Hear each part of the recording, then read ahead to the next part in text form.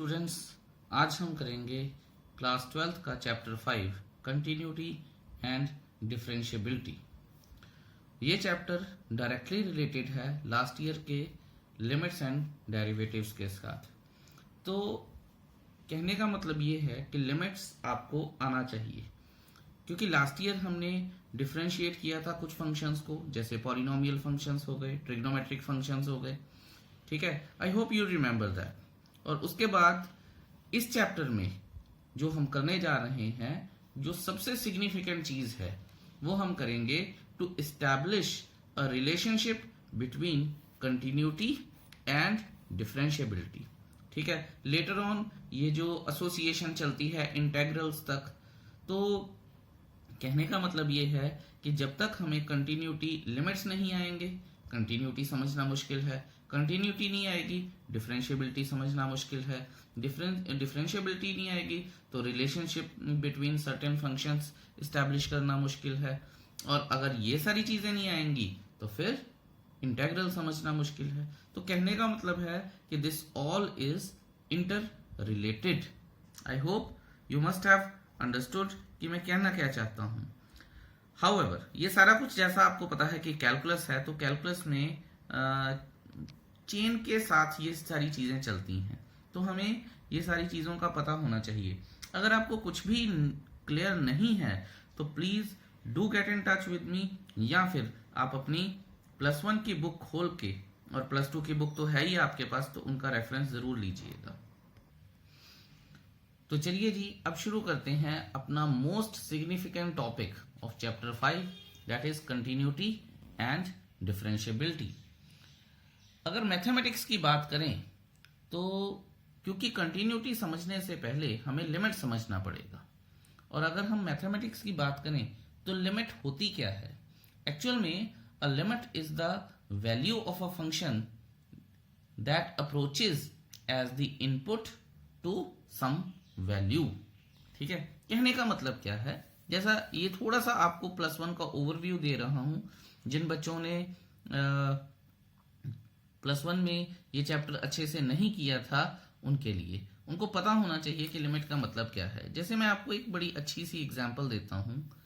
ठीक है, मान लीजिए मेरे पास एक फंक्शन है x/x। ठीक है, और मैं ये कहता हूं कि हमारे पास x की वैल्यू 0 है। ठीक है, बड़े ध्यान से देखिएगा। तो बच्चे बोलेंगे सर x को काट देते हैं, आंसर 1 आ गया, 0 डालने की जरूरत ही नहीं। तो देखिए, सबसे पहले तो ये एक गलत अप्रोच है। अगर हमें वेरिएबल्स दिए हैं, ठीक है, और अगर उनमें हम जो वेरिएबल है दैट इज रिलेटेड टू 0 इन सम और द अदर वे, तो हमें पहले वेरिएबल्स को नहीं कट करना चाहिए। ये एक बात है। और जो दूसरी बात है वो ये है कि आप 0 की जगह इसमें कोई भी वैल्यू डाल के देखिए, कोई भी। ठीक है, जैसा मैंने बोला कि पहले वेरिएबल नहीं कट करने चाहिए, अब आप और कोई वैल्यू डाल के देख लीजिए, आंसर विल ऑलवेज बी 1। तो अगर मैं इसका ग्राफ सेटल करता हूं, ठीक है, तो ग्राफ सेटल करूंगा तो समहाउ कुछ ये आ जाएगा। ठीक है, अगर यहां पे 1 है, और आपको ये बात तो पता होनी चाहिए कि जो इनपुट होती है वो हमेशा x एक्सिस होती है, और जो आउटपुट होती है वो हमेशा y एक्सिस होती है। ठीक है, इसीलिए तो बोलते हैं, मान लीजिए f(x) is equal to x है, इन केस इसका मतलब y is equal to x है। ठीक है, और अगर f(x) is equal to x/x है तो इसका मतलब y is equal to x/x है। ठीक है, ये चीज बहुत ज्यादा क्लियर होनी चाहिए, और बच्चों को कंफ्यूजन होती है, आई डोंट नो व्हाई, पर होती है। हाउएवर, अब हम बात करते हैं कि ये फंक्शन ग्राफ कैसा देगा। अब देखिए कि 1 वैल्यू आ रही है, और 1 वैल्यू पे जैसा कि मैंने आपको बताया कि अगर 0 डाल दूं मैं तो 1 वैल्यू नहीं आती। लेकिन आप ये बात समझिए कि जैसा मैंने बोला था कि अगर मैं 0 ना डालूं, कोई भी और वैल्यू डाल दूं, ओहो मेरे को I should have written it here, 0 ना डाल के कोई भी वैल्यू डालूं तो आंसर 1 आ रहा है। इसका मतलब क्या है, इसका मतलब है कि आंसर इज रिवॉल्विंग अराउंड 1। लेकिन जब हम 0 डाल देते हैं तो पंगा आ जाता है। ठीक है, उस पंगे को दूर करने के लिए मैं आपको एक ट्रिक बताता हूँ। हम ज़ीरो डालते ही नहीं, ठीक है, हम ज़ीरो डालेंगे ही नहीं। हम ज़ीरो से कोई जस्ट छोटी वैल्यू डाल देंगे, जस्ट छोटी। तो मेरा एक स्टूडेंट बोलेगा कि सर ज़ीरो से छोटी तो 0.9999 एंड सो ऑन, बता नहीं सकता मैं, पर होगी इतनी की, ठीक है। देखिए बात तो ठीक है कि ज़ीरो से जस्ट छोटी तो यही वैल्यू होगी, उसके बाद तो ज़ीरो ही आ जाना, ठीक है। लेकिन मैं उसकी बात मान ली और ये वैल्यू रख दी। अगर मैं इस वैल्यू को इसमें रखता हूं तब भी आंसर कितना आएगा, 1 आएगा। वेरी गुड, क्योंकि ये ओरिजिन है, ठीक है, और ये एक्स डैश है, ये नेगेटिव है, ये पॉजिटिव है। समझ आइए आपको बात। ज़ीरो नहीं अभी मैं रख रहा, इसके बाद मैं ये तो लेफ्ट हैंड साइड से आया, अब मैं राइट हैंड साइड से आ जाऊंगा, जस्ट बड़ी एक वैल्यू रखूंगा 0.000000001, ठीक है, जस्ट बड़ी है, और मतलब है तो ऑलमोस्ट ज़ीरो ही है पर ज़ीरो से बड़ी है। इसको भी इसके अगर मैं रखूंगा x अपॉन एक्स में तब भी आंसर 1 आएगा। इसका मतलब क्या है कि ज़ीरो ना रखूं तो भी आंसर 1 आता है राइट साइड से, ज़ीरो ना रखूं और लेफ्ट साइड से ज़ीरो की ओर पहुंचूं तब भी आंसर 1 आता है। इसका मतलब क्या है, if we are approaching zero as an input we are getting 1 as an output. तो आपने आंसर को, ठीक है, आपने जो आउटकम है, आंसर तो हमारा मुद्दा नहीं है यहाँ पे, आपने जो आउटकम है, ठीक है, उसको लिमिट कर दिया विद इनपुट किया। यही मतलब होता है लिमिट का। I hope it is clear to you. बस आपको ये बात याद रखनी है कि अभी हम जो पढ़ रहे हैं वो लिमिट्स है, वो कंटिन्यूटी नहीं है। कंटिन्यूटी इसके बाद वाला टॉपिक है। अब करेंगे हम कुछ rules of algebra of limits. Last year भी किए थे, जस्ट आपको बता रहा हूं। अगर मान लीजिए पहला रूल है हमारे पास,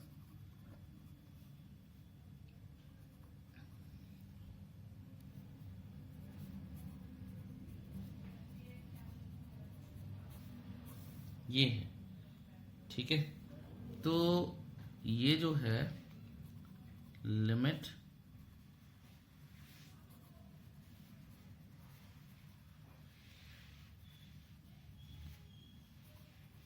कहने का मतलब क्या है कि हमने फंक्शंस को अलग अलग कर लिया है, ठीक है। अगर दो फंक्शंस में लिमिट लग रही है तो उन्हें अलग अलग कर लिया। ये सारी चीजें जरूरत पड़ेंगी आपको, ठीक है, इसलिए बताई जा रही हैं। हाउएवर दूसरा हमारे पास रूल है कि अगर हम यहाँ प्लस की जगह माइनस आ जाए तो यहाँ पे माइनस लग जाएगा, ठीक है। सो प्लस और माइनस के लिए सेम हो गया। Same goes with multiplication. Limit x goes to a f of x into g of x है, तो हमारे पास क्या आ जाएगा, लिमिट x अप्रोचेज a, ठीक है, approaches is the right word to use, f of x into limit x approaches a g of x आ जाएगा। और इसके साथ ही डिवीजन में भी यही है। अगर मल्टीप्लाई और डिवाइड में ये है तो डिवाइड में भी ये लग जाएगा। ये चीजें आपको पता होनी चाहिए या फिर लास्ट ईयर से याद होनी चाहिए। एक और इंपॉर्टेंट चीज है वो है कांस्टेंट। अगर हमारे पास लिमिट x अप्रोचेज a है और लैम्डा है, लैम्डा f ऑफ x है, ठीक है, तो इसको हम इस तरह से लिख सकते हैं, lambda limit x approaches a f of x हो गया, ठीक है। लैम्डा इज कांस्टेंट, तो कांस्टेंट हमेशा बाहर आ जाता है और डिफरेंशिएशन में हमने लास्ट ईयर भी किया था और हमें पता होना चाहिए कि कांस्टेंट की डिफरेंशिएशन अगर फंक्शन है तो फिर नहीं होती है, वो बाहर आ जाता है। इसके बाद हमने लिमिट्स का एक बड़ा सिग्निफिकेंट सा रूल किया था limit x approaches a, x की पावर n माइनस a की power n upon x minus a is equal to n a की power n minus 1। That's a very very important rule. ठीक है, जैसे differentiation में index rule होता है, ठीक है, उसी तरह से लिमिट में ये रूल होता है, limit x should approach to a, तभी a की पावर n माइनस x की पावर n माइनस a की power n x minus a and a minus a की पावर n माइनस 1। अब मैं आपको कुछ ट्रिग्नोमेट्रिक लिमिट्स के बारे में बताता हूं। ध्यान से देखिएगा, जो लिमिट्स हैं वो कहां कहां जानी चाहिए। व्हेन लिमिट x अप्रोचेज 0, ठीक है, ये आपको सबसे ध्यान से देखना है कि x is approaching 0 not a, sine x upon x is equal to 1। अब बच्चे बोलते हैं सर साइन 0 0, ये 0 और फिर 0/0 आ गया, तो ये 1 कैसे हो सकता है। तो एक बात बता दूं मैं आपको कि ये ट्रिग्नोमेट्रिक फंक्शंस हैं और इनकी प्रॉपर डेरिवेशन होती है, ये एक प्रूव्ड रिजल्ट है। सो आपको इसके ऊपर क्वेश्चंस रेज नहीं करने हैं, just memorise as it is. अगर आपको फिर भी ये जानना है तो आपको +1 के वीडियोस देखने पड़ेंगे। दूसरा होता है limit x approaches 0 1 minus cos x upon x is equal to 0। ये भी एक प्रूव्ड रिजल्ट है। और इसके बाद जो हमारा सबसे ज्यादा अच्छा रिजल्ट है वो है tan का। Limit x approaches 0 tan x upon x is always equal to 1। तो इस बात का विशेष ख्याल रखिएगा, आपको ये सारे रिजल्ट्स आने चाहिए। ठीक है, मॉडुलस फंक्शन की लिमिट्स क्या होती हैं या क्या नहीं होती हैं, ये मैं अज्यूम करके चलता हूं कि आपको पता है। अगर आपको नहीं भी पता है तो आगे जो इंट्रोडक्शन ऑफ कंटिन्यूटी है उसमें डिस्कस की जाएंगी। ये तो अभी मैंने सिर्फ 11th का टॉपिक जो है लिमिट्स वो आपके साथ डिस्कस किया है।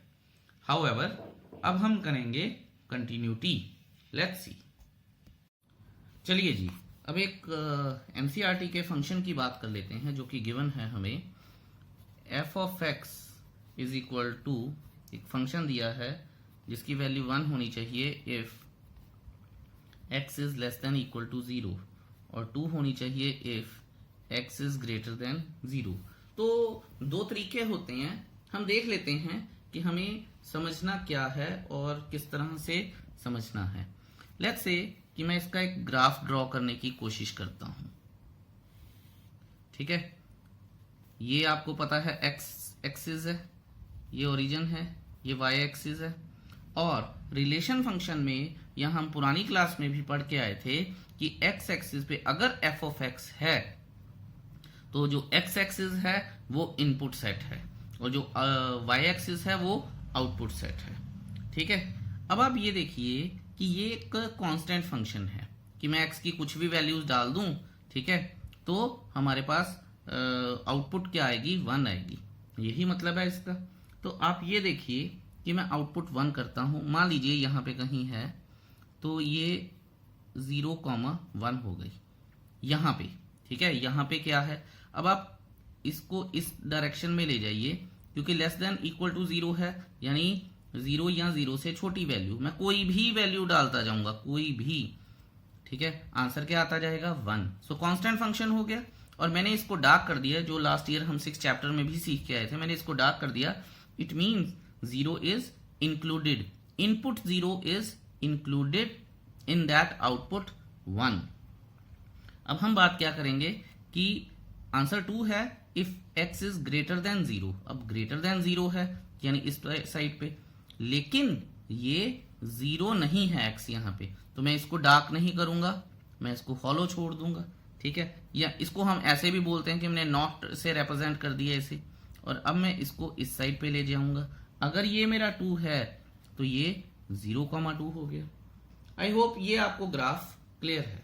अब आप ये देखिए कि लिमिट्स के बाद मैंने आपको बताया था कंटिन्यूटी आती है, लेकिन आप ये बताइए कि आप इस ग्राफ को यहां से यहां गए, यहां से यहां गए, लेकिन इसको इंक्लूड नहीं करना और फिर यहां से यहां जाना है। क्या आप इन कर्व्स को या इन लाइंस को, line is also a curve, तो क्या आप बिना पेन उठाए ड्रॉ कर सकते हैं? आपका जवाब आएगा नहीं, क्योंकि यहां पे ओपन इंटरवल है। अगर आप नहीं ड्रॉ कर सकते हैं तो इसका मतलब है कि the function is not continuous function. It limit में एग्जिस्ट, लेकिन फंक्शन कंटिन्यूअस फंक्शन नहीं है। अब यहां से हमने एक और चीज सीखी कि लेफ्ट हैंड लिमिट और राइट हैंड लिमिट अगर सेम हो जाए तो लिमिट एग्जिस्ट करती है, लेकिन फंक्शन कंटिन्यूअस नहीं है। तो फंक्शन कंटिन्यूअस होने के लिए फिर हमें कुछ और भी पता होना चाहिए, तो वो हम बातें अगले आने वाले कुछ टाइम में करेंगे। Let's see. अब यहां पे बच्चे मेरे से कई बार पूछते हैं कि सर क्या इसमें लेफ्ट हैंड लिमिट और राइट हैंड लिमिट एग्जिस्ट कर भी रही है या नहीं कर रही है, क्या वो इक्वल हैं? इज लिमिट एग्जिस्टिंग, तभी तो कंटिन्यूटी देखेंगे। तो मेरा जवाब होता है कि इसको भैया चेक करना पड़ेगा।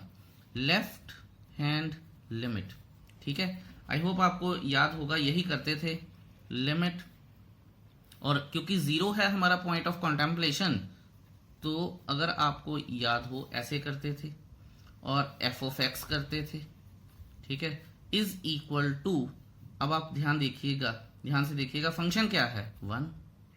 Right hand limit, limit x tends to 0 positive f of x, तो क्या है? 2, ठीक है, पॉजिटिव आ गया ना, ये देखो x पॉजिटिव है, तो इसका मतलब क्या है? हम यहां पे ये भी लिख सकते हैं कि left hand limit is not equal to right hand limit. तो लिमिट ही नहीं एग्जिस्ट करती। अगर लिमिट नहीं एग्जिस्ट करेगी तो फिर क्या है? फिर तो कंटिन्यूटी देखने का सवाल ही नहीं पैदा होता, राइट? तो ये हमारे पास एक लैडर बन गई। सबसे पहले लिमिट एग्जिस्ट करनी चाहिए, उसके बाद ही कंटिन्यूटी होगी, उसके बाद ही डिफरेंशियबिलिटी आएगी, राइट? तो आपको ये पता होना चाहिए। चलिए एक और एग्जांपल से सीखते हैं कि क्या लिमिट एग्जिस्ट करती है, उसके बाद भी फंक्शन कंटिन्यूअस हो सकता है या नहीं हो सकता है। Let's see. अब एक और फंक्शन लेते हैं जो एनसीईआरटी में दिया भी हुआ है, ठीक है, पेज नंबर आई थिंक 148। अब देखिएगा अभी कि फंक्शन हमारे पास क्या है। Let's wrap this function, f of x is equal to 1,2 if x is not equal to 0। दोबारा से कांस्टेंट फंक्शन है, लेकिन जिन पॉइंट्स पे इसको चेक करना है वो चेंज हो गए हैं, ठीक है।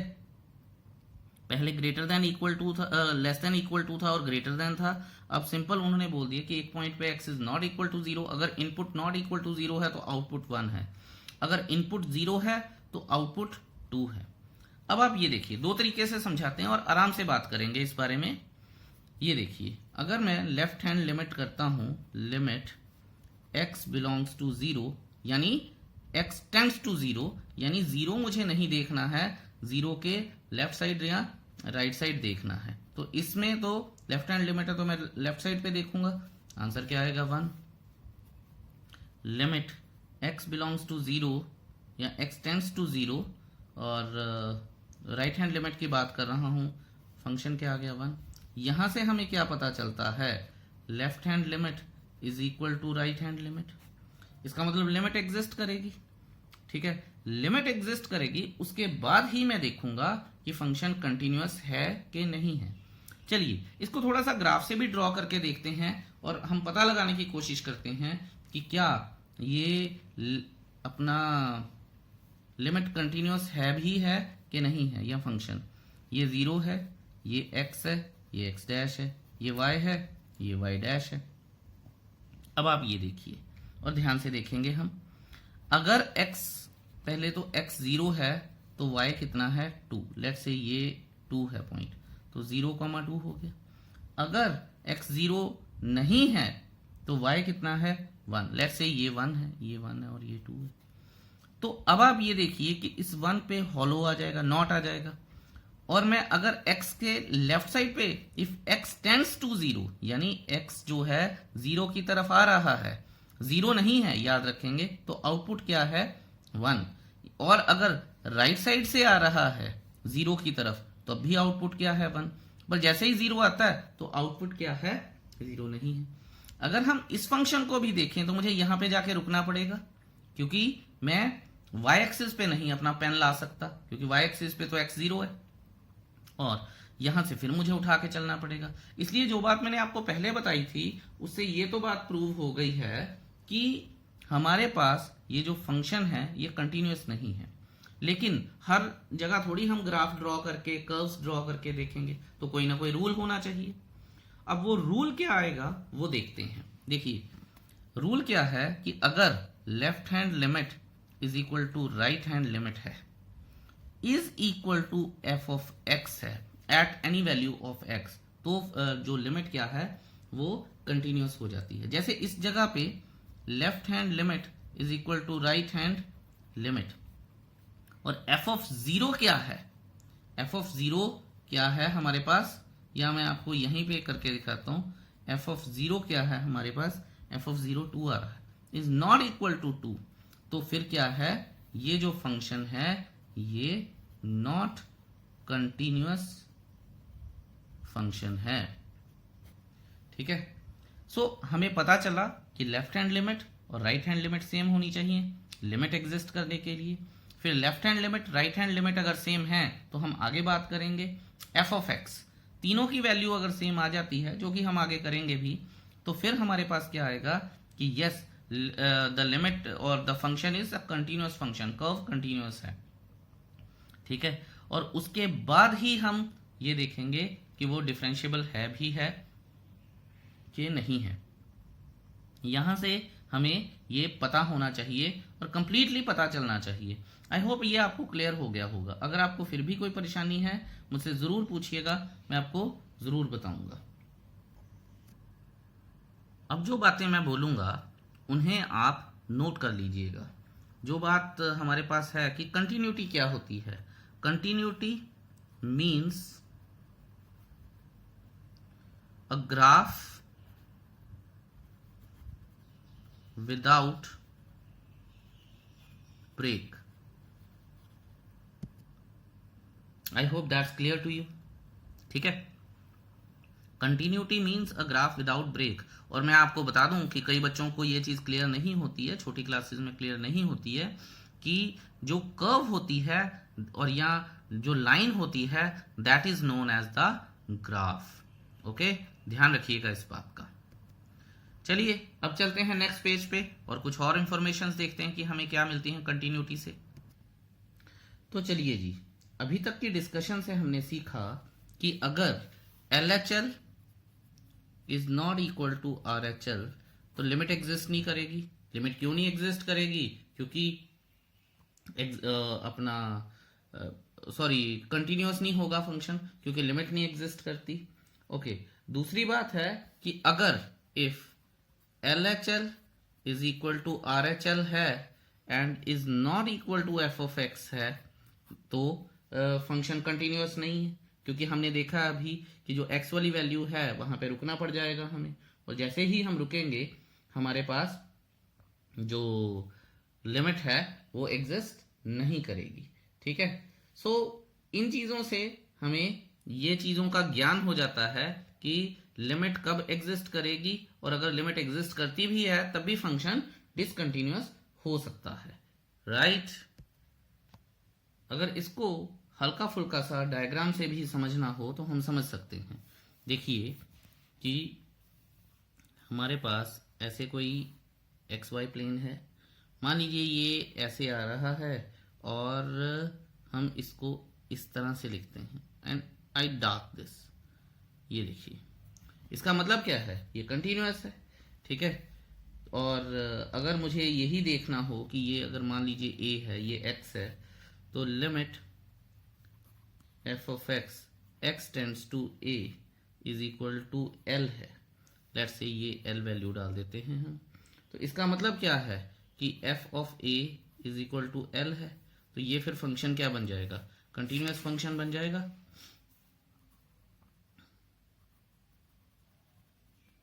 अच्छा जी, अगर मान लीजिए ये चीज़ नहीं है और हमारे पास कुछ और है, वो देख लेते हैं कि लेट्स से इस तरह से है, कुछ इस तरह से जा रही है ग्राफ, और ये इस तरह से है हमारे पास, और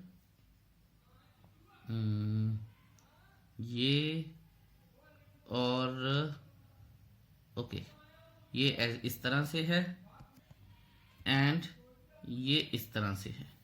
ओपन आ गया ना यहाँ पे, इसका मतलब यहाँ से यहाँ पे जाना पड़ेगा, तो हमें ये चीज़ों को ध्यान में रखना पड़ेगा। ये ए है, ये एल है, तो यहाँ पे हमारे पास क्या आएगा, क्लियरली दिख रहा है कि ये डिसकंटिन्यूअस फंक्शन है। एक और मैं आपको ग्राफ से बना के बताता हूँ कि हमारे पास, ये ध्यान से देखिएगा, हमारे पास कुछ ये इस तरह से है, ये ठीक है, ये कर्व आई एक, मैंने ऐसे किया इसे, फिर और इसको मैं डार्क कर देता हूँ। ओके, फिर हमारे पास एक और कर्व आई और इसे मैं ओपन रखता हूँ और ऐसे करता हूँ। अब आप ये देखिए, मान लीजिए ये L है, ये M है और ये A है। यहाँ पे आप देखिए कि अगर मैं कुछ लिखना चाहूँ, लिमिट f ऑफ x, ठीक है, f ऑफ x यानी f of a, x tends to a अगर आएगा तो वैल्यू m आ जाती है। उस तरह से ही साथ में ही limit x tends to a है और f ऑफ x है तो वैल्यू l भी आ रही है। इसका मतलब क्या है, दो वैल्यूज तो अलग अलग आ ही नहीं सकती, यही बात हुई थी हमारी। तो फिर ये फंक्शन क्या हो गया, डिसकंटिन्यूअस फंक्शन हो गया, राइट। इन चीजों का आपको ध्यान देना है। अच्छा, एक मैं आपको बड़ी इंपॉर्टेंट बात बतानी चाहता हूं कि फंक्शन जो होता है वो ओपन इंटरवल पे भी कंटिन्यूअस हो सकता है और क्लोज्ड इंटरवल पे भी कंटिन्यूअस हो सकता है। लेकिन थोड़ा सा आगे जा रहा हूं, लेकिन जो फंक्शन डिफरेंशिएबल होता है वो कभी भी ओपन इंटरवल्स पे, क्लोज्ड इंटरवल पे डिफरेंशिएबल नहीं होता है, वो हमेशा ओपन इंटरवल्स पे ही डिफरेंशिएबल होता है, क्योंकि एंड पॉइंट्स पे कभी भी डिफरेंशिएशन किसी भी कर्व के नहीं हो सकती है। ये क्यों होगी, कैसे होगी, ये तो हमें आगे पता चलेगा ही चलेगा। देखिए, कंटिन्यूटी की अलजेब्रा के कुछ रूल्स होते हैं, अलजेब्रा ऑफ कंटिन्यूअस फंक्शंस के कुछ रूल्स होते हैं, मैं आपको वो बता देता हूं, ठीक है। Addition and subtraction of two continuous function will make a continuous function, ठीक है। आपको पता होना चाहिए कि अगर दो डिफरेंट फंक्शंस हैं मेरे पास और वो उनको चाहे मैं ऐड कर दूं या लेस कर दूं, तो उसके बाद जो रिजल्टेंट फंक्शन आएगा that will be a continuous function. Same goes with the product and division. Product and division of two continuous function will always be a continuous function. इसमें कंडीशन क्या है, कंडीशन ये है कि denominator is not equal to 0, ये हमें पता होना चाहिए। अच्छा, कॉम्पोजिशन ऑफ टू फंक्शंस, यहां पे ये मैं लिख देता हूं, composition of two functions is also a continuous function, ठीक है। कैसे, अगर आपको याद हो limits and relations and functions, fog, gof, hog, ठीक है, फॉफ, ये सारे क्या थे, ये हम एक फंक्शन से दूसरे कॉम्पोजिट कर रहे थे। तो ये फंक्शन जो एक फंक्शन से दूसरे फंक्शन में कॉम्पोजिट हो जाएगा, they are also the continuous functions. अब कुछ पॉइंट्स के बारे में बात करते हैं जो हमें ये बताएंगे कि कौन सा फंक्शन कंटिन्यूअस है और कौन सा नहीं कंटिन्यूअस है।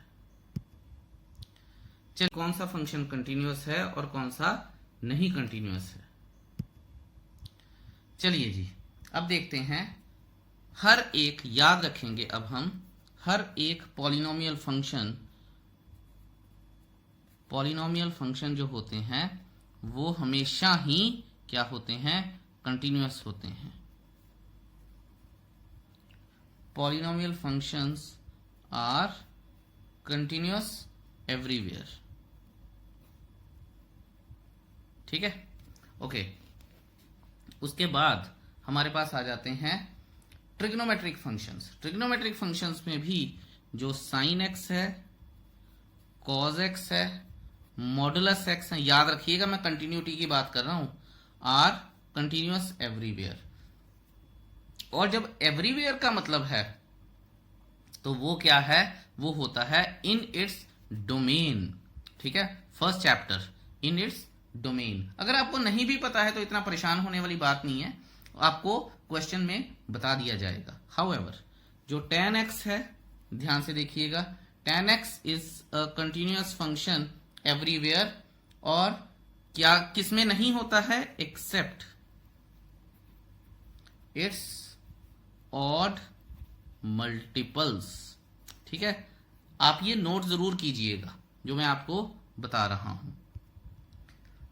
ठीक है, और इसका मतलब है π/2 के मल्टीपल्स में, क्योंकि tan 90 जो होता है वो नॉट डिफाइन होता है। ठीक है ना, sin 90 अपॉन cos 90 tan 90, और ये नॉट डिफाइन होता है। तो इस बात का आपने ध्यान रखना है। और इसके बाद लॉग फंक्शंस जो होते हैं, जो लॉग फंक्शंस होते हैं, जैसे log x is a continuous function in its domain. In its domain का मतलब यहां पे क्या है, 0 से पाई। ये सारी चीजें आपको पता होनी चाहिए, याद होनी चाहिए, तभी हम कंटिन्यूटी को अच्छे से समझ पाएंगे। चलिए जी, जितना बताना चाहिए था उससे ज्यादा ही बताया है। अब हम करेंगे एग्जाम्पल्स। याद रखिए कि 5.1 से पहले 20 एग्जाम्पल्स हैं, and it will take long time, और वीडियो भी काफी लंबा बन जाएगा। इसलिए मैं बुक की हेल्प लूंगा, वही एग्जाम्पल्स करवाऊंगा जो करवाने वाली हैं, अदरवाइज बुक में समझेंगे। Let's move it. देखिए, पहली एग्जाम्पल है हमारे पास, check the continuity of the function given by 2x plus 3x is equal to 1। Continuity है। देखिए, वैसे तो ये पॉलिनोमियल फंक्शन है, पॉलिनोमियल फंक्शन है तो मैं अभी बता के आया हूं कंटिन्यूअस होगा, लेकिन कैसे होगा। अब आप ये देखिए, जैसे मैंने आपको बताया था, इसमें LHL चेक कीजिए, RHL चेक कीजिए, और f ऑफ x यानी f ऑफ 1 चेक कीजिए। अगर सारी वैल्यू सेम आती हैं तो फंक्शन कंटिन्यूअस है, और ये प्रूव भी हो जाएगा कि हर एक पॉलिनोमियल फंक्शन एक कंटिन्यूअस फंक्शन है। ये देखिए, यहाँ पे हमने LHL किया, LHL किया तो अपना लेफ्ट हैंड साइड से 1 की तरफ आए, और 1 पुट किया इसमें तो 5 आया। RHL किया और f ऑफ x किया तो ये हमारे पास f ऑफ 1 की वैल्यू 5 आ गई, तो इसका मतलब फंक्शन की वैल्यू भी 5 है। इसका मतलब ये फंक्शन एक कंटिन्यूअस फंक्शन है। I hope that is clear to you. अब हम करेंगे example number 2। Examine whether the function f given by f of x is f of x is equal to x square is continuous at x is equal to 0। ठीक है, हमें ये दिख रहा है कि ये एक पॉलिनोमियल फंक्शन है। अगर ये एक पॉलिनोमियल फंक्शन है तो ये कंटिन्यूअस होना चाहिए, जस्ट इसे प्रूव करना है। अब आप ये देखिए कि LHL यानी 0 की तरफ आएंगे हम एज एन इनपुट, 0 का स्क्वायर 0, LHL से आएंगे तब भी 0, RHS से आएंगे तब भी 0, और f ऑफ 0 क्या हो जाएगा, 0। अगर तीनों 0 हैं तो yes, the function is continuous function. चलिए जी, अब करते हैं थर्ड, और आ गया है मॉड x। मॉड x की वर्किंग जाननी बड़ी जरूरी है, इसलिए ये जो एग्जाम्पल है ये मैं आपको सॉल्व करके दिखाऊंगा। चलिए जी, अब करते हैं हम example number 3। f of x जो है वो हमें मॉड x दिया है। अब मैंने आपको बताया था कि मॉड x की वर्किंग क्या होती है, यानी कहने का मतलब क्या है उसका, कि f ऑफ x जो है माइनस x, और ये कब आएगा, if x is less than 0, और ये कब आएगा, if x is greater than और इक्वल टू 0। ठीक है, अब आप ये देखिए कि हमें ये पता है, कंडीशन हमें पता है कि एक फंक्शन कंटिन्यूअस कब होता है। यहां मैं लिख देता हूं, वी नो दैट, ध्यान से समझिएगा, इसका यूज आगे भी है। We know that f is continuous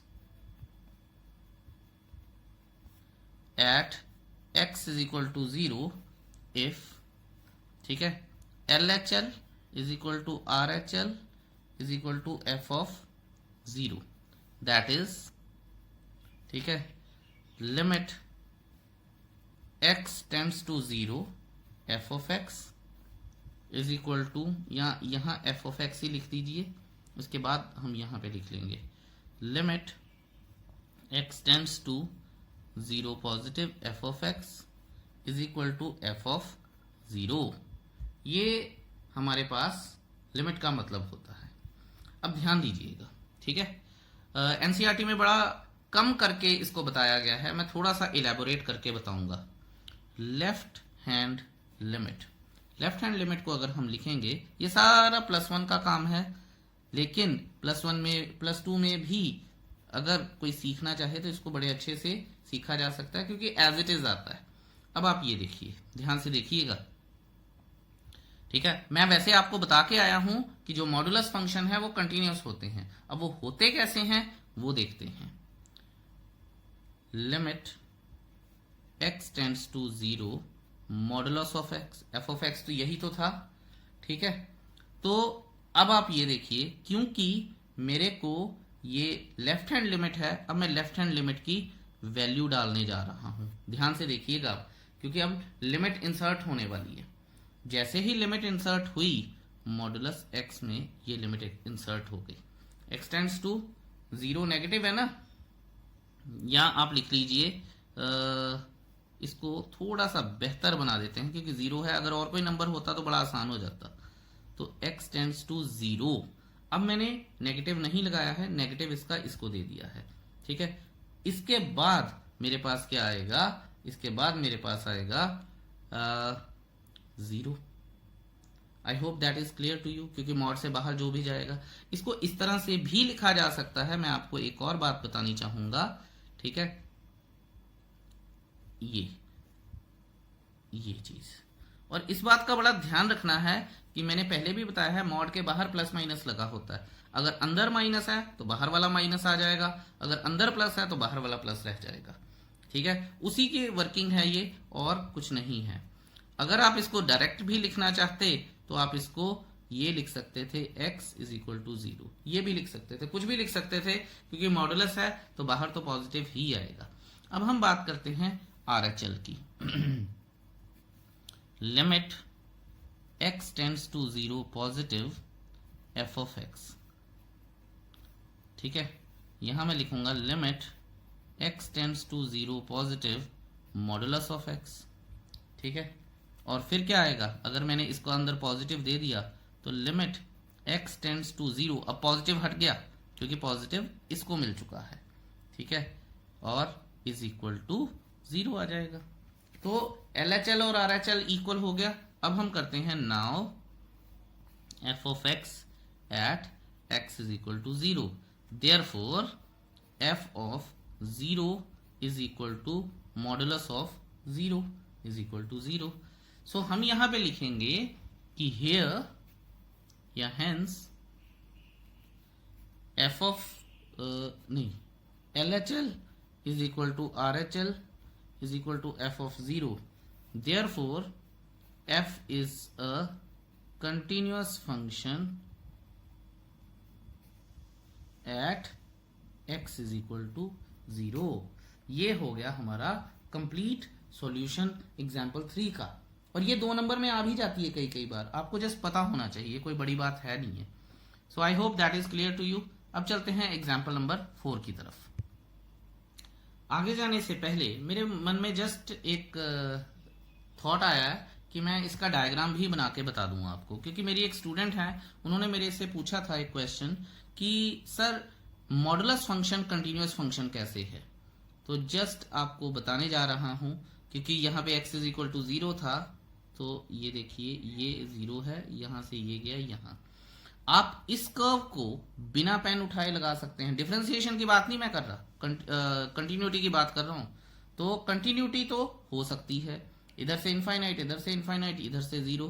तो इसका मतलब क्या है कि बाय ग्राफ भी अगर मैं देखूं तो जो फंक्शन है वो हमारे पास कंटिन्यूअस हो जाएगा। और एक बात आपको याद रखनी चाहिए, साथ साथ में मैं छोटी छोटी चीजें बताता रहता हूं कि every differentiable function is a continuous function, but every continuous function, ठीक है, may not be a differentiable function. तो दो चीजों में फर्क है, ध्यान से सुनिएगा और इसको समझिएगा। अब करते हैं हम अपनी example number 4। Let's move to the next page.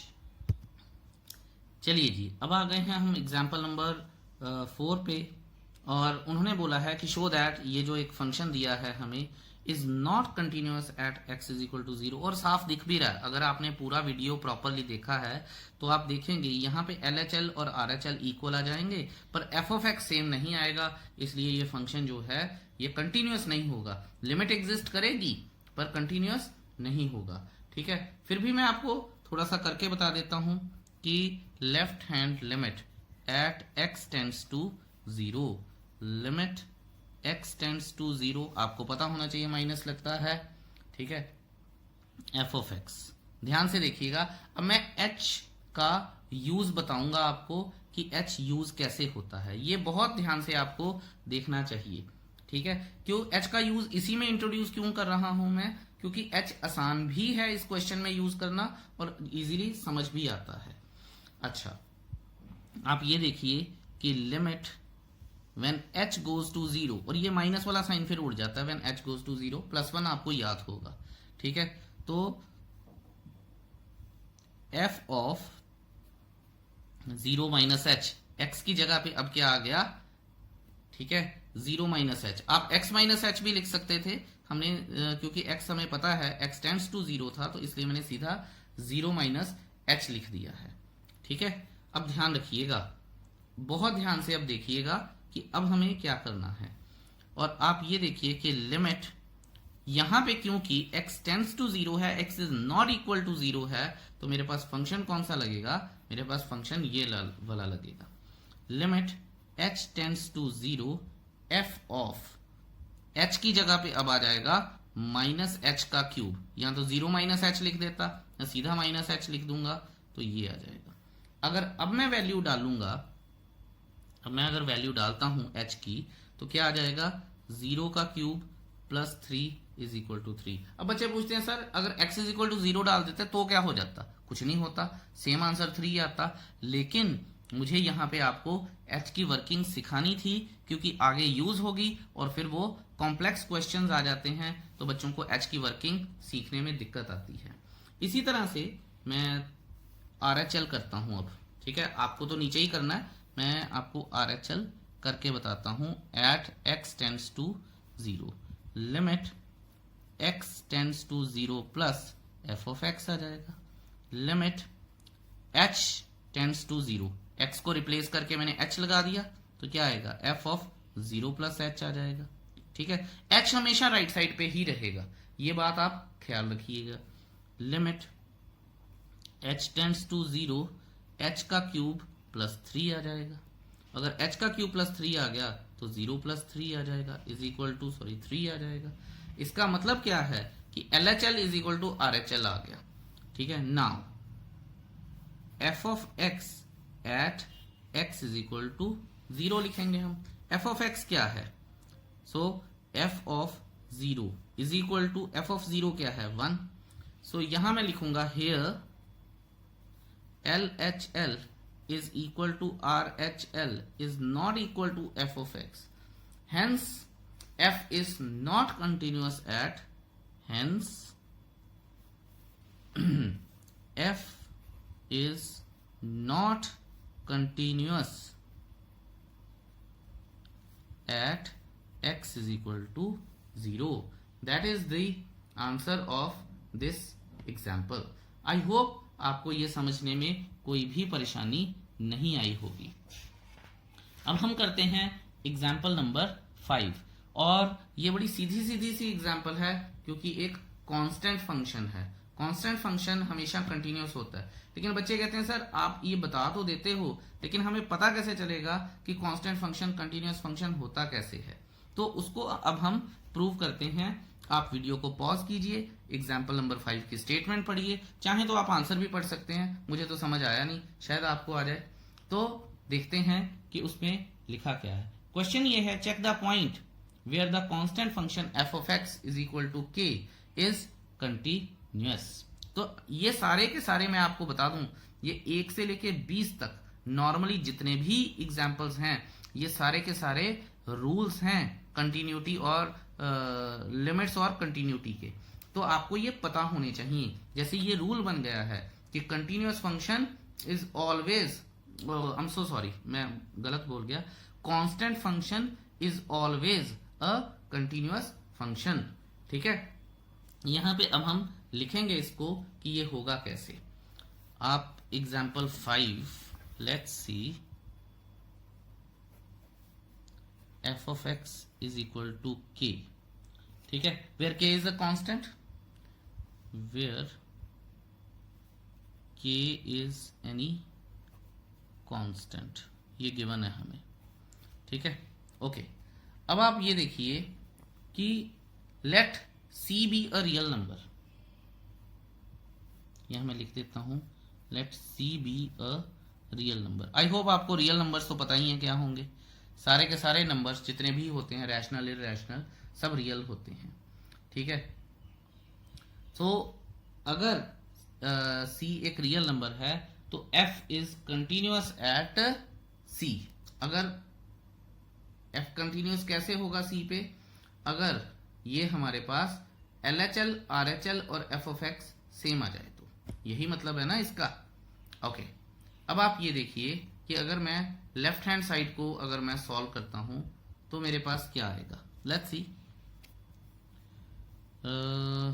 Limit x tends to c। अगर मान लीजिए c एक रियल नंबर है और limit x tends to c है, मैंने 0 लिख दिया, x टेंड्स टू c है और f of x है, तो limit x tends to c है और f of x क्या है, k है, तो limit x tends to c है तो हमारे पास क्या आएगा,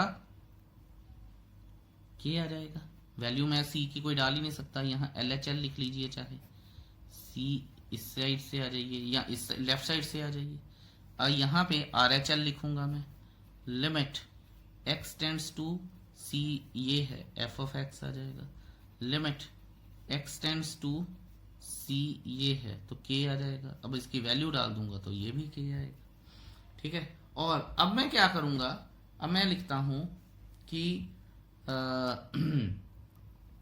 f of c is equal to k मानता हूं मैं, क्योंकि f of x is equal to k है, इसमें x की कोई वैल्यू नहीं है। ठीक है, तो x को 0 लिखूं, 1 लिखूं, 2 लिखूं, a लिखूं, b लिखूं, c लिखूं, आंसर ने k ही आना है। ठीक है, इसीलिए f of c is also equal to k। तो फिर यहां से हमें क्या पता चला कि LHL is equal to RHL is equal to f of c all equal to k, therefore f is a continuous function for every real number। I hope आपको क्लियर होगा ये। ठीक है, छोटे छोटे कॉन्सेप्ट हैं, बातों बातों में क्लियर होते हैं, लेकिन पता होना चाहिए कि होते कैसे हैं, अदरवाइज फिर वो बंदा बीच में झूलता रहता है कि ये हो कैसे गया। चलिए फटाफट से एग्जाम्पल नंबर 6 कर लेते हैं। एग्जाम्पल नंबर 6 है हमारे पास, prove that the identity function on real numbers given by f of x is equal to x is continuous at every real number। चलिए जी अगले पेज पर चलते हैं। अब आप ये देखिए कि एग्जाम्पल नंबर 6 में आइडेंटिटी फंक्शन की बात हो रही है। सबसे पहली बात तो ये है कि मुझे आइडेंटिटी फंक्शन का पता होना चाहिए क्या है, फिर इसका ग्राफ भी पता होना चाहिए क्या है, तभी तो बातें हो सकेंगी, और नहीं तो बात ही नहीं होगी। तो आइडेंटिटी फंक्शन की डेफिनेशन क्या होती है, the function is called the identity function. The function, आप इसको पॉज करके लिखिएगा जरूर, the function is called the identity function if each element of set A has an image on itself। जितने भी आप रिलेशन फंक्शन पढ़ के आए हैं सब यूज हो जाएंगे। ठीक है, अगर मैं आपको एग्जांपल दूं या बताऊं कैसे, तो आप ये देखिए कि f of A should be equal to A या f of x should be equal to x for all the values of A belongs to set A। ठीक है, अब आप ये देखिए, मैं आपको एक एग्जांपल बताता हूं एरो डायग्राम से। 1 2 3 4 5, ठीक है, 1 2 3 4 5। अगर मैं फंक्शन में इनपुट 1 देता हूं तो आउटपुट भी 1 है, अगर मैं फंक्शन में इनपुट 2 देता हूं तो आउटपुट भी 2 है, एंड सो ऑन। ठीक है, जो इनपुट है वही आउटपुट है। ये हमारे पास फंक्शन हो गया, ये सेट ए हो गया, और ये भी आंसर भी सेट ए ही आएगा। तो यही तो आपको बताई गई है बात कि जो भी हमारे पास इनपुट रहेगी उसी की वही आउटपुट रहेगी। अब बच्चे पूछते हैं कि सर इसका ग्राफ आप बता सकते हैं, तो मेरा जवाब होता है बिल्कुल बता सकते हैं। सो आप ये देखिए कि कुछ इस तरह से लाइनें टेढ़ी मेढ़ी हैं, इनको माफ कीजिएगा, लेकिन आप भावना समझिएगा। ठीक है, आपको पता होगा ये हमेशा 45 डिग्री होती है इसकी स्लोप, और जिनको नहीं पता है please don't apply too much brain on this, just आप सिंपल समझिएगा इसको। ठीक है, ये देखिए, ये 1 1 आता है, ये 2 2 आएगा। आप ये देखिए ना, x की वैल्यू 2 है तो y की भी 2 है, x की -1 है तो y की भी -1 है, एंड सो ऑन, है ना। तो ये 0 है, x की 0 है तो y की भी 0 है। सो इस तरह से ये हमारा आइडेंटिटी फंक्शन होता है। आई होप कि इसमें कोई परेशानी आपको नहीं हुई होगी। अगर फिर भी इसमें कोई परेशानी है तो मुझे जरूर बताइएगा। ओके, पर अगर मैंने इसको ही बड़े आसान शब्दों में बताना है तो मैं आपको ये बता सकता हूं कि अगर एक फंक्शन आइडेंटिटी फंक्शन है, अगर इसकी डोमेन और रेंज इक्वल हो जाएगा। अब आप मुझे ये मत बोलिएगा कि डोमेन और रेंज का नहीं पता, फिर वो मुश्किल हो जाएगी। ठीक है, लेकिन आइडेंटिटी फंक्शन को इस तरह से बताया जा सकता है। ये तो हो गया हमारे पास आइडेंटिटी फंक्शन। ठीक है, अब एग्जाम्पल नंबर 6 की बात कर लेते हैं। तो ये क्या है कि हमें जो f ऑफ x है इज इक्वल टू x है, ये गिवन है हमारे पास। ठीक है, सो अब हम क्या करेंगे, दोबारा से वही c मानेंगे क्योंकि सारे रियल नंबर्स की बात हो गई है। तो सारे रियल नंबर्स की बात हो गई तो एग्जैक्टली लाइक एग्जाम्पल 5 c मानेंगे। f ऑफ x जो है वो c आ जाएगा। पहले कांस्टेंट फंक्शन था, अब कांस्टेंट नहीं है, अब वो c होना शुरू हो जाएगा क्योंकि जो इनपुट है वही आउटपुट आ रही है। तो अगर आपको मैं बताऊं भी तो मैं यहां पे लिख सकता हूं let c be any real number. ठीक है, देयरफॉर अगर मैं लेफ्ट हैंड लिमिट की बात करूं तो limit x goes to c f of x आ जाएगा। ठीक है, और limit x goes to c, ठीक है, हमारे पास फंक्शन क्या है x आ जाएगा। तो जब मैं वैल्यू डालूंगा x की, ठीक है, तो it is tend to c।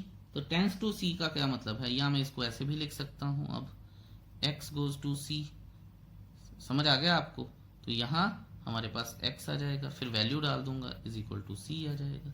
इसी तरह से जो राइट हैंड है साइड उस पर भी c आएगा, और जो f ऑफ c है वो भी c आ जाएगा। तो इसका हमें क्या पता चलता है कि ये एक आइडेंटिटी फंक्शन जो होता है that is always a continuous function at every real number. I hope that is clear to you.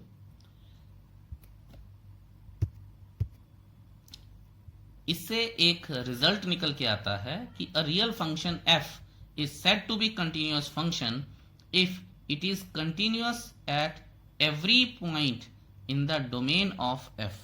Domain का मतलब इनपुट।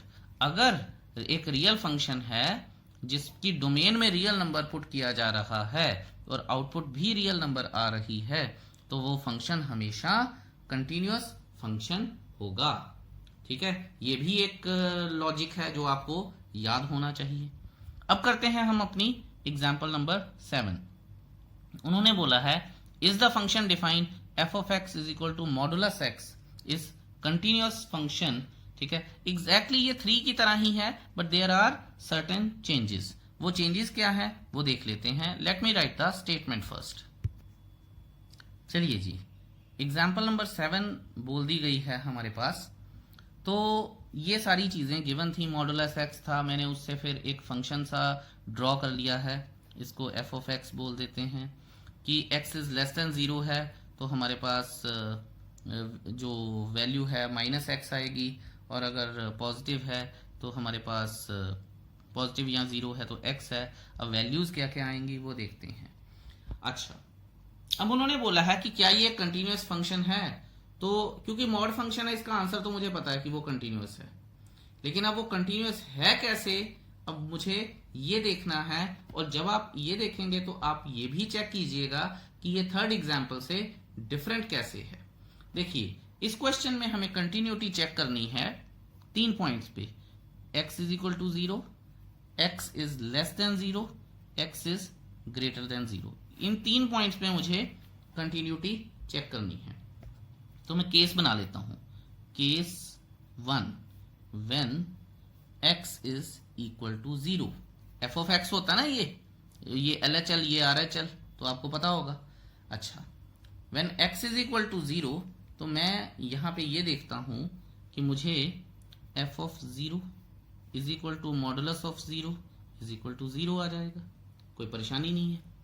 अब मैं LHL की बात करता हूं, LHL at x tends to 0। ध्यान दीजिएगा, limit x tends to 0 f of x, ठीक है, क्योंकि जैसे ही मॉडुलस फंक्शन आता है मैं तो h लगाना शुरू कर देता हूं। यहां लिखता हूं मैं limit h goes to 0, sorry h goes to 0, अब तो आएगा ही नहीं, f ऑफ 0 माइनस h, तो माइनस h ही आ गया हमारे पास, क्योंकि हमारे पास ये मॉडुलस फंक्शन है। तो लिख लेते हैं लिमिट h गोज टू 0। अब ध्यान दीजिएगा जो मैं करने जा रहा हूं, यहां तो माइनस h आ गया, क्योंकि हमारे पास मॉडुलस फंक्शन है तो मैं मॉड को हटा के, ध्यान दीजिएगा, मॉड को, या मैं अगर मैं ये लिखूं माइनस h, ये कभी भी नहीं लिखा जा सकता जब मुझे प्रूव करना है, तो मॉडुलस को हटा के मुझे बाहर नेगेटिव लगाना पड़ेगा। तो ये आ जाएगा हमारे पास इज इक्वल टू h आ जाएगा। और अब मैं वैल्यू पुट करूंगा, या मैं आपको बता देता हूं, लिमिट h गोज टू 0, ये h आ गया, और जब मैं h को 0 पुट करूंगा तो ये 0 आएगा। इन बातों का आपको विशेष ख्याल रखना है। अब हम बात करते हैं RHL की, RHL, ठीक है, at x is equal to, sorry x tends to 0। Okay, बहुत सारी चीजें हैं दिमाग में, इसलिए कभी कभार हल्की सी गलती हो जाती है, ठीक है, सो आप प्लीज भावनाएं समझिएगा मेरी। Limit h tends to 0 f of 0 plus h, ठीक है, इसको मैं इस तरह से भी लिख सकता हूं, लिमिट h टेंड्स टू 0, तो ये आ जाएगा f ऑफ h आ जाएगा, ठीक है।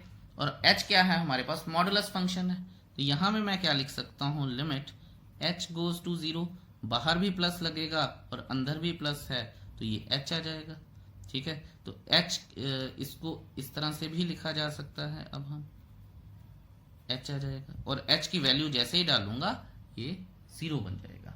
दैट इज हाउ आपको पता होना चाहिए कि हमने ये कैसे प्रूव किया है, ठीक है जी। अगर आपको ये पता चल गया है, अब आप ये देखिए कि मेरे पास 3 चीजें आ गई हैं, ये आ गया, ये आ गया, ये आ गया, तो फंक्शन फिर कंटिन्यूअस हो गया। लिख लेते हैं इसको नेक्स्ट पेज पर कि क्या लिखना है। यहां मैं लिखूंगा हेंस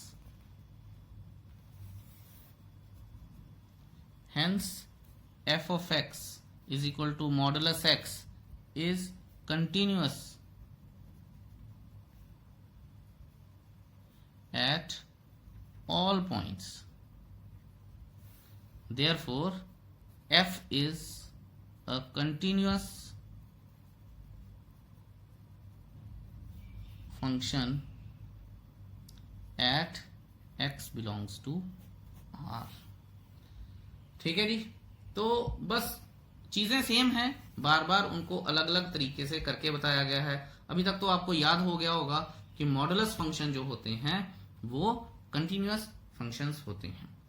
अब एग्जाम्पल 8 क्या कहती है हमें? एग्जाम्पल 8 कहती है कि discuss the continuity of the function given by f of x is equal to x cube plus x square minus 1। तो हमें कंटिन्यूटी को डिस्कस करना है। कर लेते हैं जी, देखते हैं कि क्या है। एग्जाम्पल 8 लिख लेता हूं मैं। एग्जाम्पल 8 में स्टेटमेंट गोज लाइक दिस कि f of x is equal to x cube plus x square minus 1। और आप याद रखिएगा कि ये पॉलिनोमियल फंक्शन है। पॉलिनोमियल फंक्शन है तो it has to be a continuous function, कोई परेशानी होनी नहीं चाहिए इसमें, ठीक है। अब बच्चे कहते हैं सर ये कंटिन्यूअस कैसे है, पॉलिनोमियल फंक्शन कंटिन्यूअस फंक्शन कैसे होता है? तो बच्चे ये बात भूल जाते हैं कि पॉलिनोमियल फंक्शन कंटिन्यूअस फंक्शन होते हैं एट एवरी रियल नंबर। आप इसमें कोई भी रियल नंबर डाल के देखिए, कोई भी, और फिर LHL कीजिए, RHL कीजिए और f ऑफ दैट नंबर कीजिए, तीनों की वैल्यू सेम आएगी, ठीक है। मैं आपको अगर जीरो पे करके देखें, ठीक है, एट अगर जीरो पे x इज इक्वल टू 0 या x टेंड्स टू 0 पे करके देखें, f ऑफ 0 क्या आ जाएगा? -1 आ जाएगा, ठीक है। और LHL क्या आ जाएगा? आप ये देखिए कि -1 आएगा। RHL क्या आएगा? -1 आएगा। इस तरह से आप किसी भी नंबर पे करके देखिए, किसी भी नंबर पे वो कंटिन्यूअस होगा। ये तो मैंने आपको बता दिया कि पॉलिनोमियल फंक्शन कंटिन्यूअस कैसे होता है, पहले भी बता के आया हूं। जस्ट आपको हल्का सा थोड़ा सा बुक में भी बताता हूं कि आप ये देखिए कि उन्होंने एग्जाम्पल 8 में बोला है डिस्कस द कंटिन्यूटी सी, ठीक है। अगर इसको लिखना ही हो तो कैसे लिखते हैं कि f is defined at every real number c, ये हम अज्यूम करते हैं तो ये बन जाएगा। अब c एक रियल नंबर है, अगर c एक रियल नंबर है तो हमारे पास ये इक्वेशन है। अब इसमें आप कोई भी रियल नंबर डालिए, कोई भी, ठीक है, हमेशा आपको जो वैल्यू मिलेगी वो तीनों केसेस में सेम मिलेगी, मींस LHL, RHL और f of that real number, ठीक है, तो वैल्यू सेम होगी। अब हम बात करते हैं discuss the continuity of the function 1/x where x is not equal to 0। दोबारा से, क्योंकि हमें दिख रहा है कि ये एक हमारे पास एक फंक्शन है, अब कौन सा है वो देख लेते हैं। दोबारा से बात तो यही है कि ये एक कंटिन्यूअस फंक्शन है एक्सेप्ट 0, वो लिखना कैसे है वो देख लेते हैं, ठीक है जी। एग्जाम्पल 9, लेट्स सी, जो f ऑफ x है हमारे पास वो क्या है 1/x where x is not equal to 0, क्योंकि अगर 0 लगाऊंगा तो ये नॉट डिफाइंड आ जाएगा, ठीक है। अगर मैं लेफ्ट हैंड साइड, LHL तो रहने दीजिए, अब लेफ्ट हैंड साइड को करके कर लेते हैं, क्योंकि LHL RHL तो एक पर्टिकुलर पॉइंट पे होता है, यहाँ पे वो पॉइंट हमारे पास नहीं है। तो हम ये देख लेते हैं, यहाँ पे LHS करने से पहले भी या LHL करने से पहले भी मैं लिख लेता हूँ let C be any real number except 0, ठीक है। सो लेफ्ट हैंड साइड कर लूंगा मैं, तो limit x tends to c f of x आ जाएगा, limit x tends to c 1/x आ जाएगा, ठीक है। सो यहाँ पे जब जैसे ही मैं c की वैल्यू पुट करूंगा 1/c आ जाएगा। राइट हैंड साइड में देखेंगे अगर हम, limit x tends to c f of x आ जाएगा, ठीक है, limit x tends to c 1/x आ जाएगा। जैसे ही c की वैल्यू पुट करूंगा 1/c आ जाएगा। और आप ये देखिए कि एंड f ऑफ c क्या आएगा 1/c आ जाएगा, ठीक है। तो यहां से मुझे ये पता चलेगा कि f is therefore f is continuous at continuous function at x is equal to c, ठीक है, where c is not equal to 0। और यहां पे हम ये भी लिख सकते हैं कि F is not continuous for all real numbers, या ठीक है। तो किसी तरह से भी मेरे ये कहने का मतलब है कि लिखा जा सकता है, लेकिन आप ये रूल याद रखिएगा कि डिनोमिनेटर में अगर एक्स आ जाए तो दैट शुड बी, या डिनोमिनेटर में कोई भी फंक्शन आ जाए तो that should not be equal to 0। अब करते हैं हम अपनी एग्जाम्पल नंबर 10, ठीक है। यहां से मामला थोड़ा सा सीरियस हो जाएगा क्योंकि ग्राफ्स वगैरह आ जाएंगे, तो आपको थोड़ा सा ज्यादा ध्यान देना है। पेज नंबर 153 है। Let me write the statement and I will come back to you. लीजिए जी, एग्जाम्पल नंबर 10 आ गई है, हमें स्टेटमेंट पता है। देखिए, जैसा मैंने पहले भी बताया था, दोबारा बता रहा हूं कि यहां पे हमें 3 केसेस मिलते हैं कि when x is equal to 1, when x is equal to less than 1, when x is equal to less than greater than 1। तो तीनों केसेस पे हमें ये प्रूव करके बताना है when x is equal to 1 का मतलब क्या है कि f ऑफ 1 यानी फंक्शन की वैल्यू f ऑफ x। तो सबसे पहले केस 1 बना लेते हैं, when x is equal to 1, ठीक है। एनसीईआरटी में थोड़ा सा ये टेढ़ा करके दिया है, तो मैं प्रिफर नहीं करूंगा कि आप वैसे करें। हाउएवर, जैसे भी आपको ठीक लगता है करिए।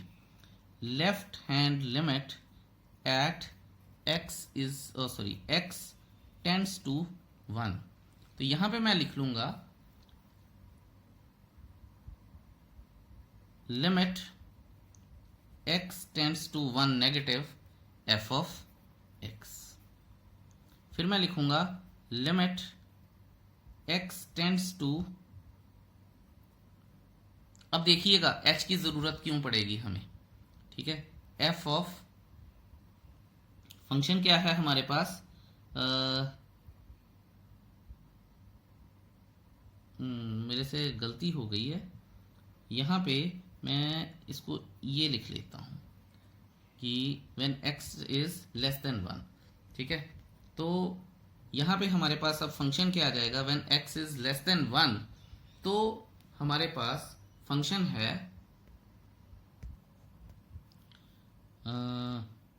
ये फंक्शन है x प्लस 2, ठीक है जी।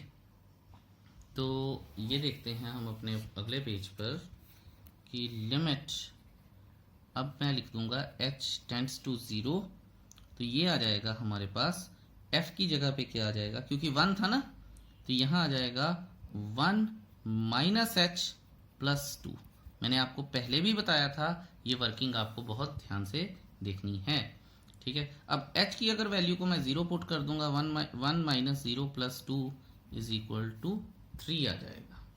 इसी तरह से अगर मैं RHL करता हूं, RHL करूंगा, limit x tends to 1 plus f of x आ जाएगा, ठीक है। ओके, उसके बाद मैं लिखूंगा लिमिट x टेंड्स टू 1 और फंक्शन क्या है x माइनस 2।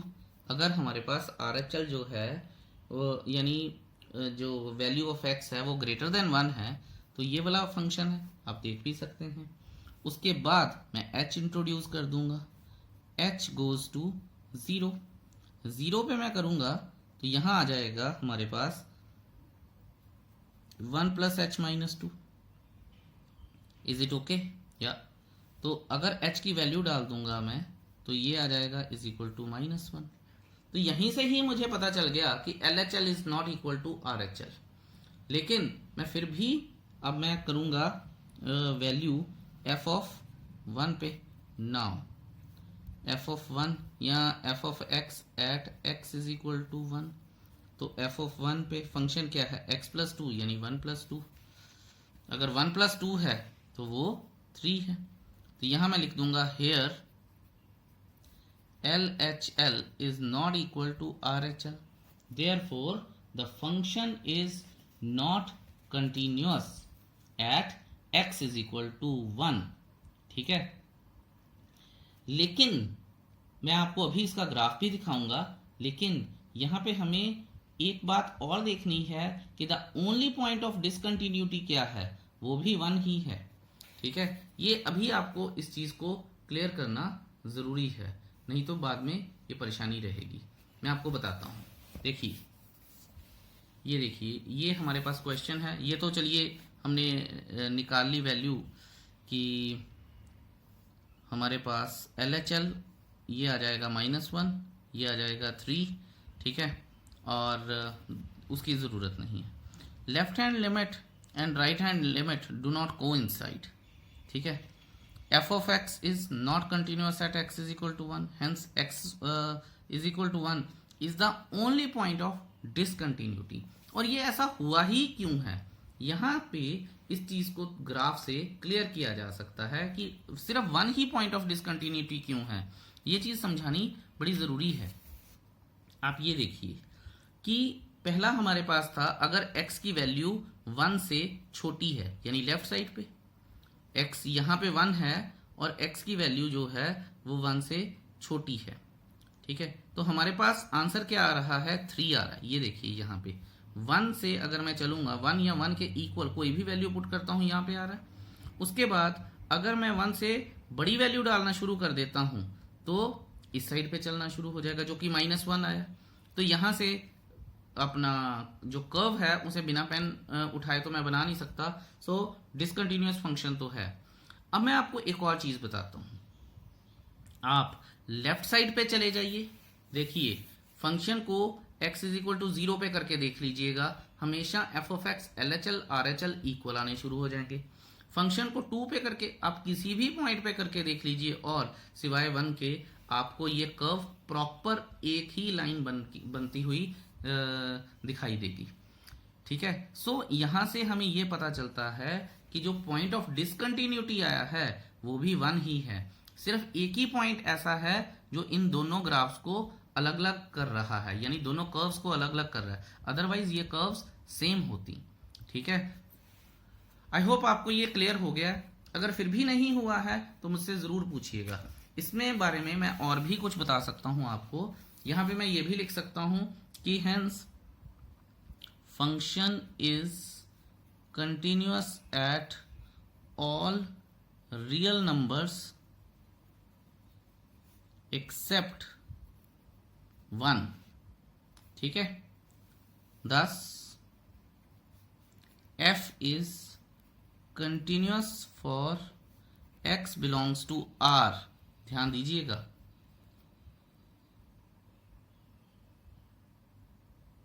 ये आएगा और ये साइन तो आपको फेमिलियर होगा ही होगा, ठीक है। तो थोड़ा ध्यान से करने वाला सिस्टम है ये हमारे पास। I hope that is clear to you. अब हम करते हैं एग्जाम्पल नंबर 11। ध्यान से समझेंगे, स्टेटमेंट इसकी आप पढ़ लीजिए अच्छे से और देख भी लीजिए। उसके बाद अगर आप खुद ट्राई कर सकते हैं तो जरूर कीजिएगा, उसके बाद ही सॉल्यूशन देखिएगा। Late me write the statement. चलिए जी, मैंने स्टेटमेंट लिख ली है और आप ध्यान से इसको देखिएगा भी। अच्छा क्वेश्चन है। यहाँ पे ये देख के मुझे पता चल जाता है कि मुझे 3 केसेस ड्रॉ करने हैं, x is equal to 1, x is less than 1 and x is greater than 1, ठीक है। यहाँ से ये पता चल जाता है। और वैसे तो ये पॉलिनोमियल फंक्शन है, तो आप ये बात का ध्यान रखिएगा जो मैं बता रहा हूं कि अगर पॉइंट ऑफ कंटिन्यूटी निकलेगा तो वो भी 1 पे निकलेगा, और अगर पॉइंट ऑफ डिसकंटिन्यूटी निकलेगा तो वो भी 1 पे ही निकलेगा। आप ऊपर वाले क्वेश्चन से अगर इसको कंपेयर करेंगे तो सिर्फ फर्क कहां पे है, फर्क यहां पे है। वहां पे x was less than and equal to 1 था और यहाँ पे x इज जो है वो लेस देन 1 है, x इज इक्वल टू 1 पे अलग अलग वैल्यूज हैं, जबकि पहले क्वेश्चन में x is less than equal to 1 पे सिर्फ एक ही फंक्शन था x+2। तो यही एक फर्क है इसमें। अच्छा, केस 1 कर लेते हैं। केस 1 क्या है, when x is equal to 1।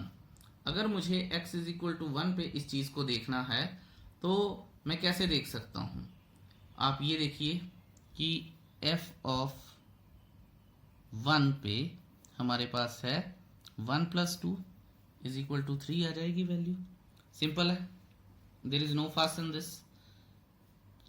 Case 2, when x is less than 1, अगर x इज लेस देन 1 है तो limit x tends to 1 minus, ठीक है, f ऑफ x आ जाएगा।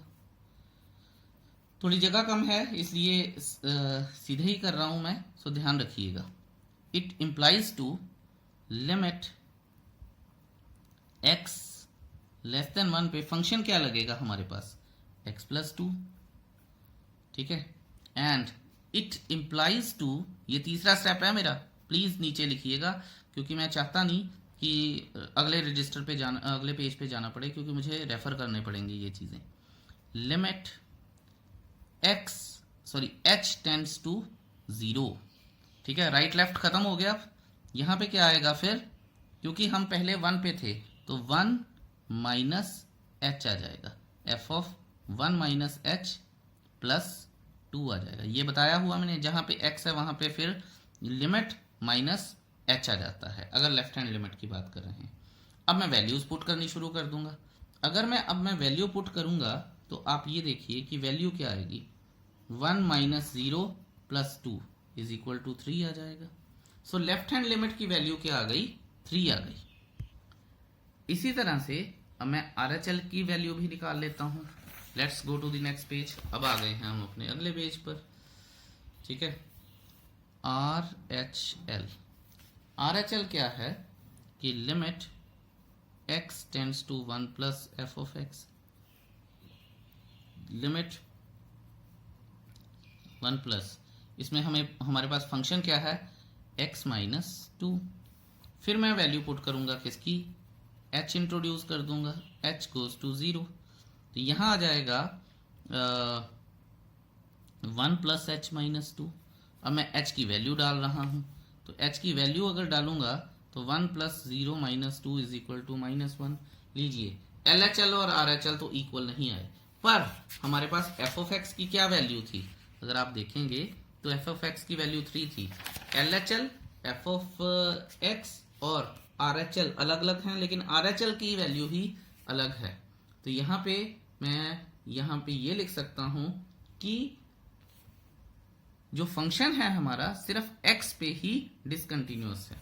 तो मैं यहाँ पे लिखूंगा कि hence at x is equal to 1, या hence x is equal to 1 is the only point of discontinuity, ठीक है जी, ठीक है। Otherwise f the function given function f is continuous at all the real numbers या real values except 1, ठीक है। f is continuous at all the real numbers except 1, ठीक है। thus f is continuous for x belongs to r minus 1। ये भी बिल्कुल exact पिछले ही question की तरह था, जस्ट उसमें फर्क छोटा सा था, ठीक है। और ग्राफ भी एग्जैक्टली सेम है। मैं काफी डिस्कशन करके आया हूं पिछले ग्राफ पे, तो अब उस ग्राफ पे और कोई डिस्कशन की हमें जरूरत नहीं दिखती है। हाउएवर अब हम करते हैं एग्जाम्पल नंबर 12। तो एग्जाम्पल नंबर 12 पे अगर आप ये देखेंगे कि x लेस देन 0 है, x ग्रेटर देन 0 है, x इज इक्वल टू 0 पे कुछ नहीं है। तो let me write the statement and come back to you. चलिए जी, एग्जाम्पल नंबर 12 पे आ गए हैं हम। ध्यान दीजिएगा, बड़ी अच्छी अच्छी बातें बताने वाली हैं इस क्वेश्चन में।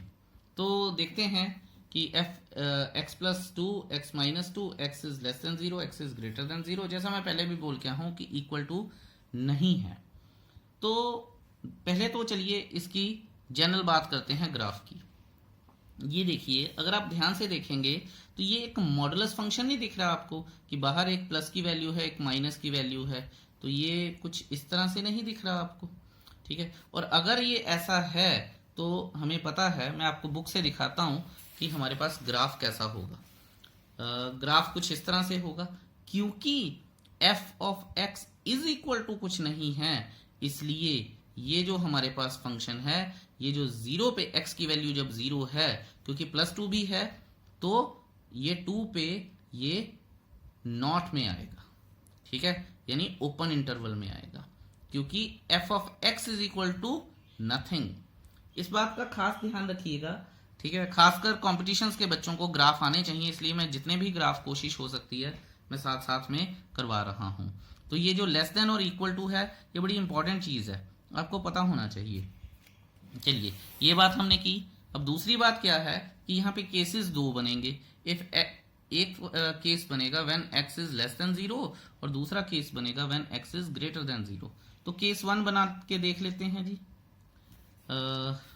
Okay, case 1 when x is less than 0, ठीक है, और आप ये देखिए कि f ऑफ x जो है वो x+2 है, since it's a polynomial function, ठीक है। अब मैं ये करके नहीं बताऊंगा आपको, क्योंकि ये एक पॉलिनोमियल फंक्शन है, इसलिए ये कंटिन्यूअस फंक्शन है। For all the values since f of x is a polynomial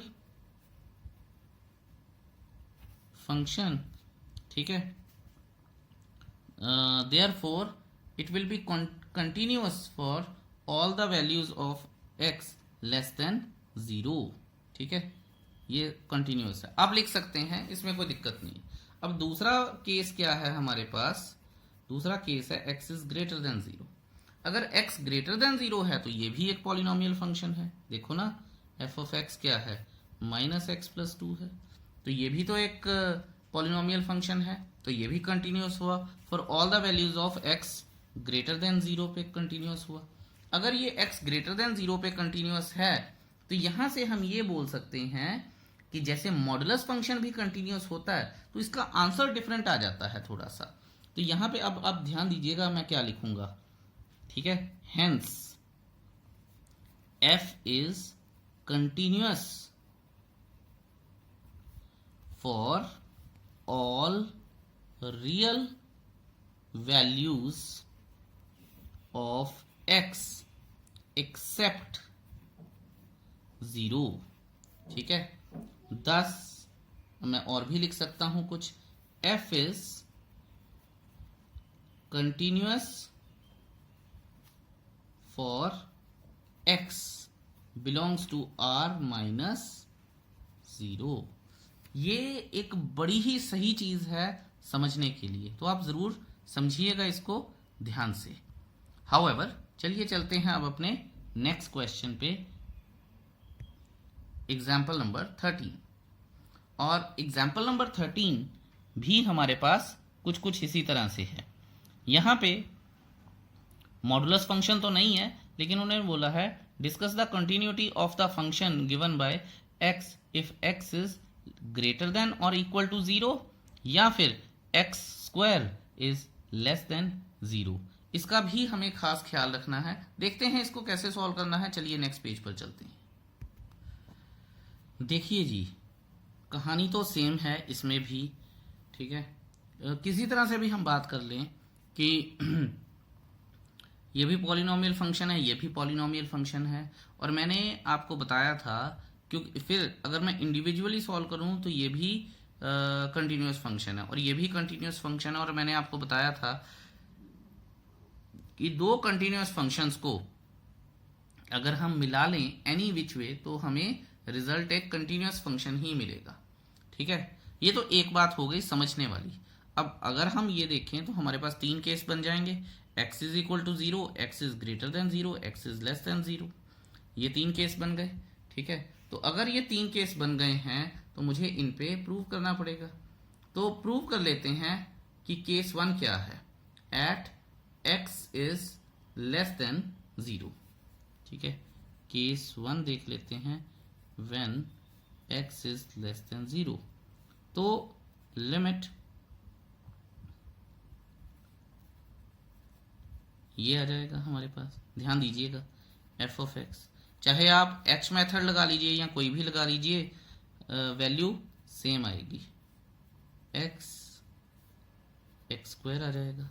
अब अगर मैं वैल्यू पुट करूंगा तो क्या आ जाएगा, 0 का स्क्वायर आ जाएगा, 0 आ जाएगा। केस 2 करूंगा अगर मैं, तो केस 2 में when x is greater than 0 आ जाएगा।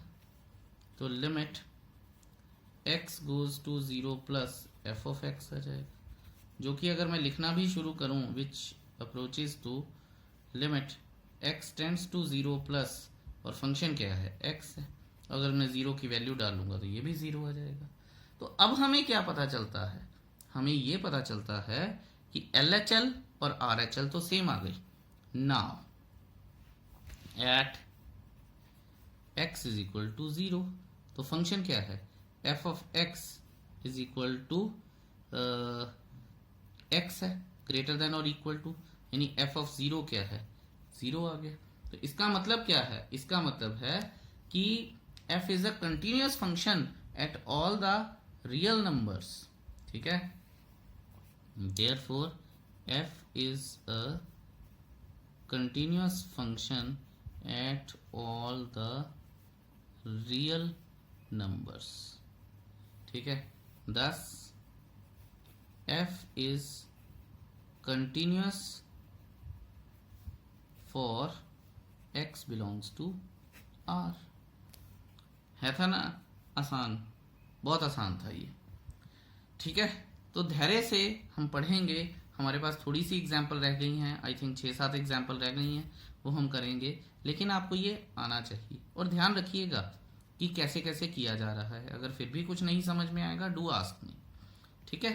अब करेंगे हम अपनी एग्जाम्पल नंबर 14। चलिए जी, अब करते हैं एग्जाम्पल नंबर 14। आप ये देखिए कि एग्जाम्पल नंबर 14 प्रूफ तो नहीं मैं इसका करवाऊंगा क्योंकि बाइनोमियल है, as it is every polynomial function is a continuous function. बस इसमें एक बात आपको याद रखनी है कि जब भी वो पॉलिनोमियल फंक्शन बोलता है, ठीक है, और अगर कहीं वो रैशनल फंक्शन आ जाए और उसमें भी पॉलिनोमियल फंक्शन हो, तो डिनोमिनेटर में जो है that should not be equal to 0। बस इस बात का ख्याल रखना है। अदरवाइज आपको ये बात याद रखनी है कि every polynomial function is a continuous function, इसमें बाइनोमियल लगती है and the proof goes too long, so कोई फायदा नहीं है। इसी तरह से हमारे पास एक और कॉन्सेप्ट है ग्रेटेस्ट इंटीजर फंक्शन का। ग्रेटेस्ट इंटीजर फंक्शन, इसको हम एक एग्जाम्पल लेके प्रूव कर सकते हैं। स्टिल मैं कोई फ़ायदा नहीं देखता हूँ इसमें ग्रेटेस्ट इंटीजर फंक्शन को प्रूव करने का, इसलिए मैं इसको करवाऊंगा भी नहीं, ठीक है। अगर आपको करना हो आप कोई भी एक एग्जाम्पल लेके इसका प्रूव कर सकते हैं, दैट्स नॉट एन इशू, ठीक है। लेकिन याद रखेंगे कि जो ग्रेटेस्ट इंटीजर फंक्शंस हैं वो कभी भी कंटिन्यूअस नहीं होते हैं, ठीक है, क्योंकि यहाँ पे कभी भी पेन को सेम रख के कर्व नहीं बनाई जा सकती है। हाउएवर अब हम बात करेंगे जो हमारे पास एग्जाम्पल नंबर 16 है उसकी, ठीक है। उसने बोला है कि prove that every rational function is a continuous function, ठीक है। तो जो रैशनल फंक्शन है उसको कंटिन्यूअस फंक्शन हमने करना है। रैशनल फंक्शन के न्यूमरेटर में भी पॉलिनोमियल फंक्शन है और डिनोमिनेटर में भी पॉलिनोमियल फंक्शन है। तो इसको हम सिंपली लिख सकते हैं कि numerator function is a continuous function, denominator function is a continuous function for all real numbers except at the points where q of x is equal to 0, या फिर q of x is not equal to 0, it should be there. तो कहने का मतलब ये है, ये अगर पॉलिनोमियल फंक्शन है तो ये कंटिन्यूअस फंक्शन है, ये एक पॉलिनोमियल फंक्शन है तो ये कंटिन्यूअस फंक्शन है, क्योंकि ये डिनोमिनेटर में है, that is why q of x should not be equal to 0। यही एक रिजल्ट हमें लिखना है, कोई भी एज सच परेशानी नहीं होनी चाहिए आपको इसको लिखने में। और अब आ गई है बात एग्जाम्पल नंबर 17 की। उसने बोला है discuss the continuity of sine function. तो साइन फंक्शन की कंटिन्यूटी हमें पता करनी है, तो देखते हैं एग्जाम्पल नंबर 17 क्या कहती है हमें। F of x is equal to sine X, ये हमारे पास एक फंक्शन है, ठीक है। सो अब हमें अगर कंटिन्यूटी चेक करनी है तो हमें पता है कि LHL, RHL और f(x) इक्वल करने हैं। तो हम यहाँ पे इसको ये भी लिख सकते हैं कि let just to check the continuity let C be any real number, let C be any real number, ठीक है, एट विच या रहने देते हैं, let C be any real number, ठीक है। सो यहां हम लिखेंगे we know that a function is continuous, a function is continuous at x is equal to C where C is any real number, ठीक है। ओके, अब हमें करना क्या है कि LHL करते हैं। अब हमें LHL प्रूव करना है। LHL at x approaches C, तो limit x approaches C f of x। इसके बाद हम लिखेंगे लिमिट x approaches C और f of x क्या आएगा, हमारे पास क्या है, साइन x है, ठीक है ना। अच्छा, फिर लिखेंगे हम लिमिट h गोज टू 0 कर लेते हैं। अब x की जगह पे h गोज टू 0 कर लेते हैं, तो साइन क्या आएगा, अब हमें पता है c माइनस h आ जाएगा, ठीक है। मैं आपको बता दूं कि इस क्वेश्चन को आप ये मत समझिएगा कि सर कभी कुछ कर रहे हैं, ठीक है। तो इसको इस तरह से भी किया जा सकता है, limit x goes to c negative f of x, ठीक है, limit h goes to 0 f of c minus h, ठीक है, and limit h goes to 0 sine c minus h, one and the same thing है, ठीक है। आप चाहे इसको फॉलो कीजिए या इसको फॉलो कीजिए, कोई फर्क नहीं पड़ता, जस्ट आपको बताया है। चलिए नेक्स्ट पेज पर चलते हैं। अब आ गया हमारे पास साइन c माइनस h और फॉर्मूला हमें पता है, लगा लेते हैं हम, limit h goes to 0 sine c cos h minus cos c sine h। यहां मैं लिख भी देता हूं using sine x minus y, जो कि आएगा sine x cos y minus cos x sine y। ये आ गया हमारे पास एक फॉर्मूला, ठीक है। अच्छा, अब हमें वैल्यू डालनी पड़ेगी, तो वैल्यू डालते हैं sine c it being constant cos h और h अप्रोचेस 0, यही आएगा, है ना, minus cos c into sine 0 is equal to क्या आ जाएगा, साइन c आ जाएगा, ठीक है। Cos h, sorry I am so sorry, cos h 1 होता है, कॉस 0 1 होता है, ठीक है, माय मिस्टेक। तो ये आ जाएगा साइन c। अब हम करेंगे बात RHL की। RHL की बात करेंगे at x approaches c, limit x goes to c plus f of x, ठीक है। ये क्या आएगा, इसको लिख लेते हैं हम, लिमिट x, चलो यहाँ लिख देते हैं h goes to 0 f of c plus h आ जाएगा, ठीक है। मैंने आपको बताया था दोनों में से एक फॉलो कर सकते हैं, limit h goes to 0 sine c plus h, sine a plus b का फॉर्मूला लग जाएगा, sine a cos b plus cos a sine b, तो यहाँ आ जाएगा limit h goes to 0 sine C plus cos H plus cos C sine H. यहाँ मैं लिख लूँगा using sine X plus Y is equal to sine X cos Y minus cos X sine Y. ये हमने use कर लिया। अब डाल देंगे h की वैल्यू। h की वैल्यू क्या आएगी? साइन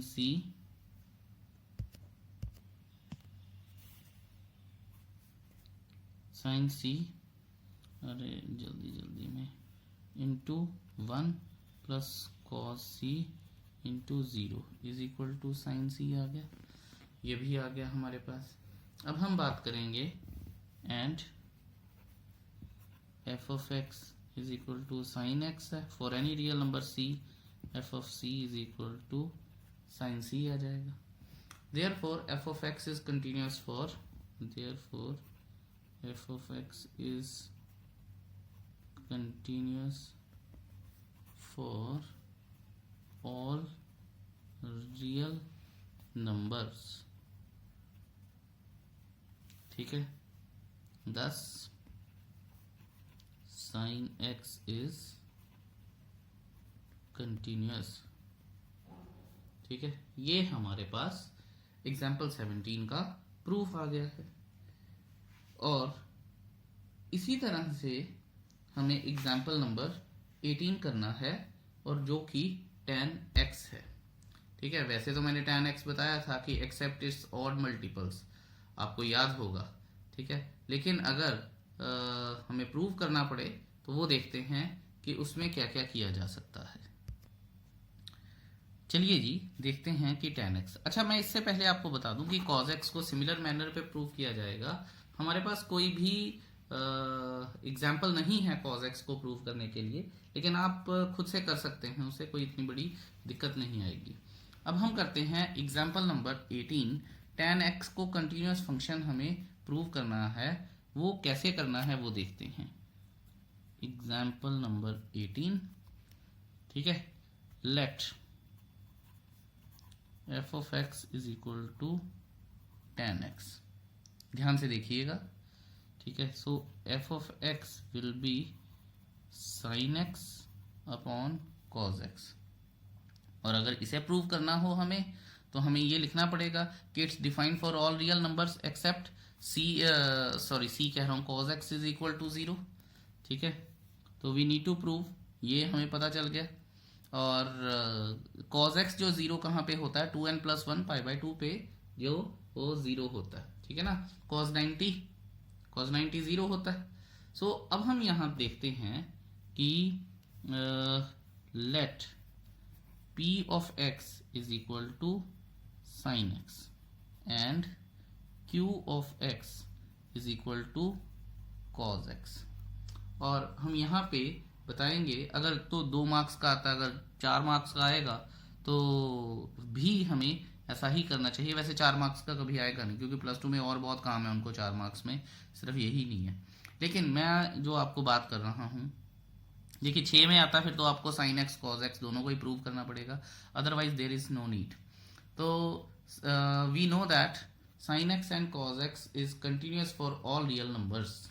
यहाँ मैं लिखता हूँ we know that sine x and cos x is continuous for all real numbers। ठीक है, so it belongs to what? It says कि p of x and q of x are continuous। यहाँ पे p of x और q of x continuous हो गए for all real numbers, for all x belongs to r। ठीक है, ये ही बस आपको बात बतानी है उनको। so then हम यहाँ पे लिख सकते हैं then F of x is equal to P of X upon Q of X, ये भी बात बता देंगे। ठीक है, इज कंटिन्यूअस,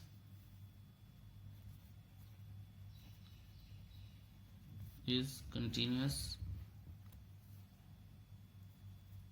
ठीक है, for all real number such that, for all real numbers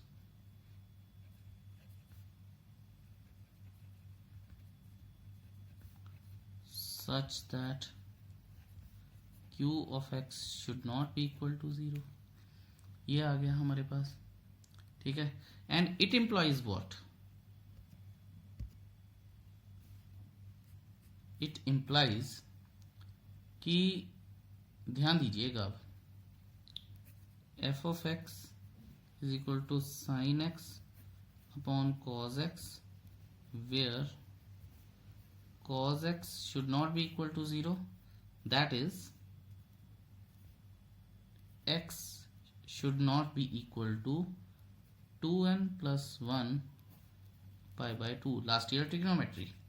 ठीक है, hence we can say that, hence tan x is a continuous function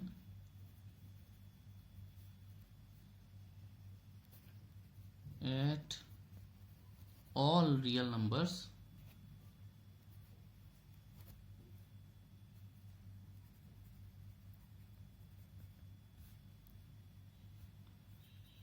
except x is equal to 2n plus 1 pi by 2.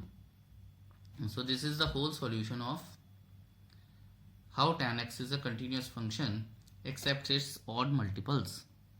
ठीक है, अब जो 19th example है वो composition of functions पे आधारित है, तो अब हम उसे भी देख लेते हैं कि 19th एग्जाम्पल कहती क्या है। ठीक है, और फिर हम देखेंगे कि हमें करना क्या है। देखिए, एग्जाम्पल नंबर 19 आ गई है हमारे पास, बड़े ध्यान से देखेंगे। हमें F of x is equal to sine X square, ठीक है, जैसा कि मैंने बताया है कि क्योंकि फंक्शन के ऊपर फंक्शन लग रहा है, ठीक है, साइन एक्स के बीच में एक एक्स स्क्वायर फंक्शन लग गया है, तो मैं यहां लिख लूंगा let G of x is equal to sine x and H of x is equal to X square. I hope इसमें तो कोई परेशानी नहीं होगी।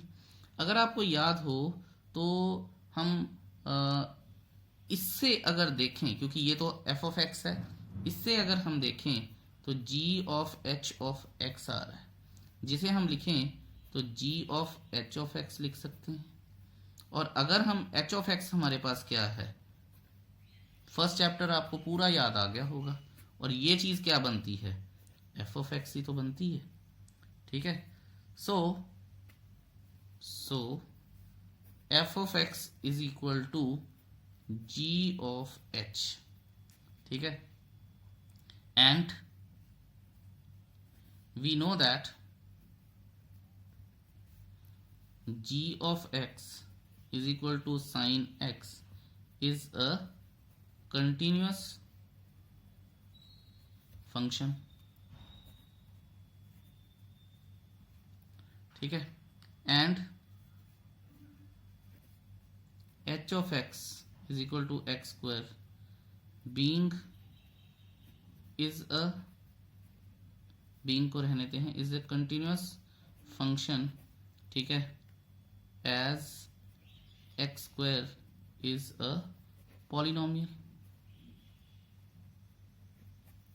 ठीक है, तो दो फंक्शन हैं, दोनों के दोनों कंटिन्यूअस हैं, और मैंने आपको बताया था कि अगर दो फंक्शन हैं, दोनों के दोनों कंटिन्यूअस होते हैं तो उनकी कंपोजिशन भी कंटिन्यूअस होगी। ठीक है, तो उनकी कंपोजिशन भी कंटिन्यूअस होगी। तो हम ऐसा लिख सकते हैं कि रीजनिंग दे देते हैं यहाँ पे, if two functions are continuous functions, then their composition will also be a continuous function.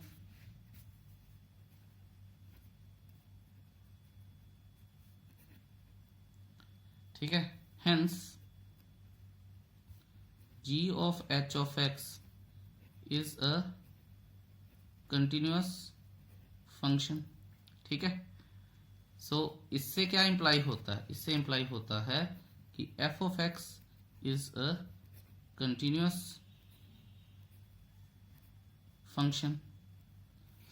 ठीक है, thus sin x square is a continuous function. ठीक है, तो आपको ये सारा कुछ इनको बताना है composition of functions में. आई होप कि आप ये समझ गए होंगे. फिर भी कोई इशू है मुझसे ज़रूर डिस्कस कीजिएगा. We can have more clarity on this. चलिए लास्ट एग्जाम्पल करते हैं इस एक्सरसाइज से पहले की. Example number 20. वीडियो पॉज कीजिए, उसे खुद सॉल्व करने की कोशिश कीजिए, क्योंकि मॉडुलस फंक्शन है. आपको पता है कि मॉडुलस फंक्शन कंटिन्यूस फंक्शन होते हैं या नहीं होते हैं. हम पहले डिस्कस कर चुके हैं अगर वीडियो को आपने ध्यान से देखा है. Let me write the statement, और आप भी लिखिए. सॉल्यूशन देखने से पहले उसे सॉल्व करने की कोशिश जरूर कीजिएगा. सो अब हमें पता चल गया है कि ये एक फंक्शन है, फंक्शन के अंदर फंक्शन है, सो कॉम्पोजिशन फंक्शन है. तो मैं यहाँ लिख लेता हूँ let g of x is equal to, ऐसे लिख लेते हैं 1 minus X plus mod X, and h of x is equal to mod x हो जाएगा. ठीक है, सो यहाँ से हम क्या लिख सकते हैं, बिल्कुल 19 क्वेश्चन की तरह है.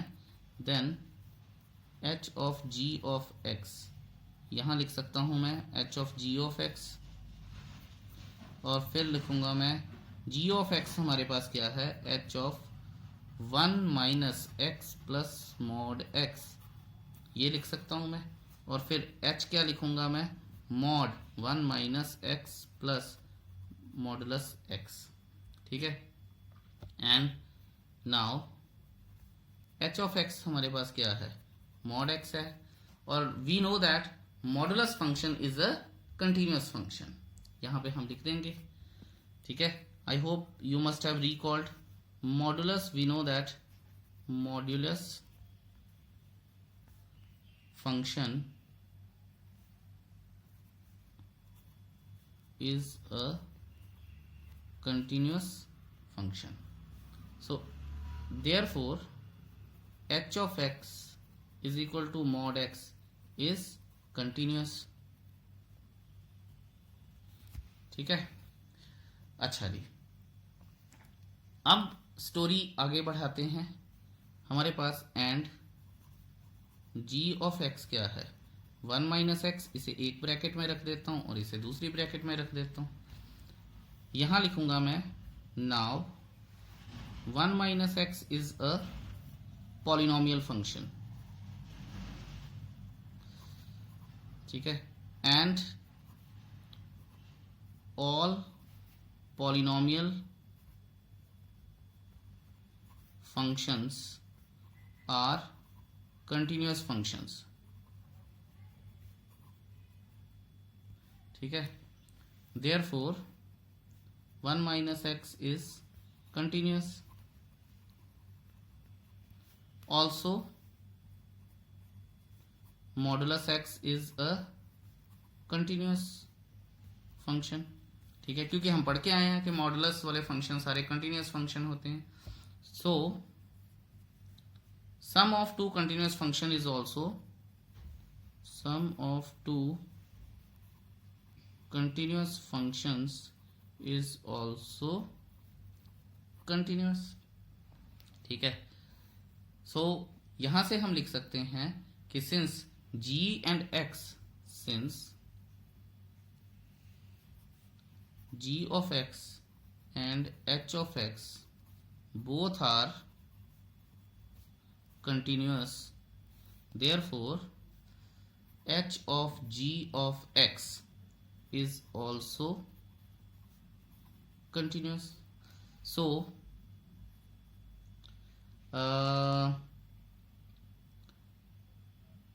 एंड यहाँ एंड लिख लेते हैं, ओहो, h of g of x is equal to f of x. So f of x is also continuous.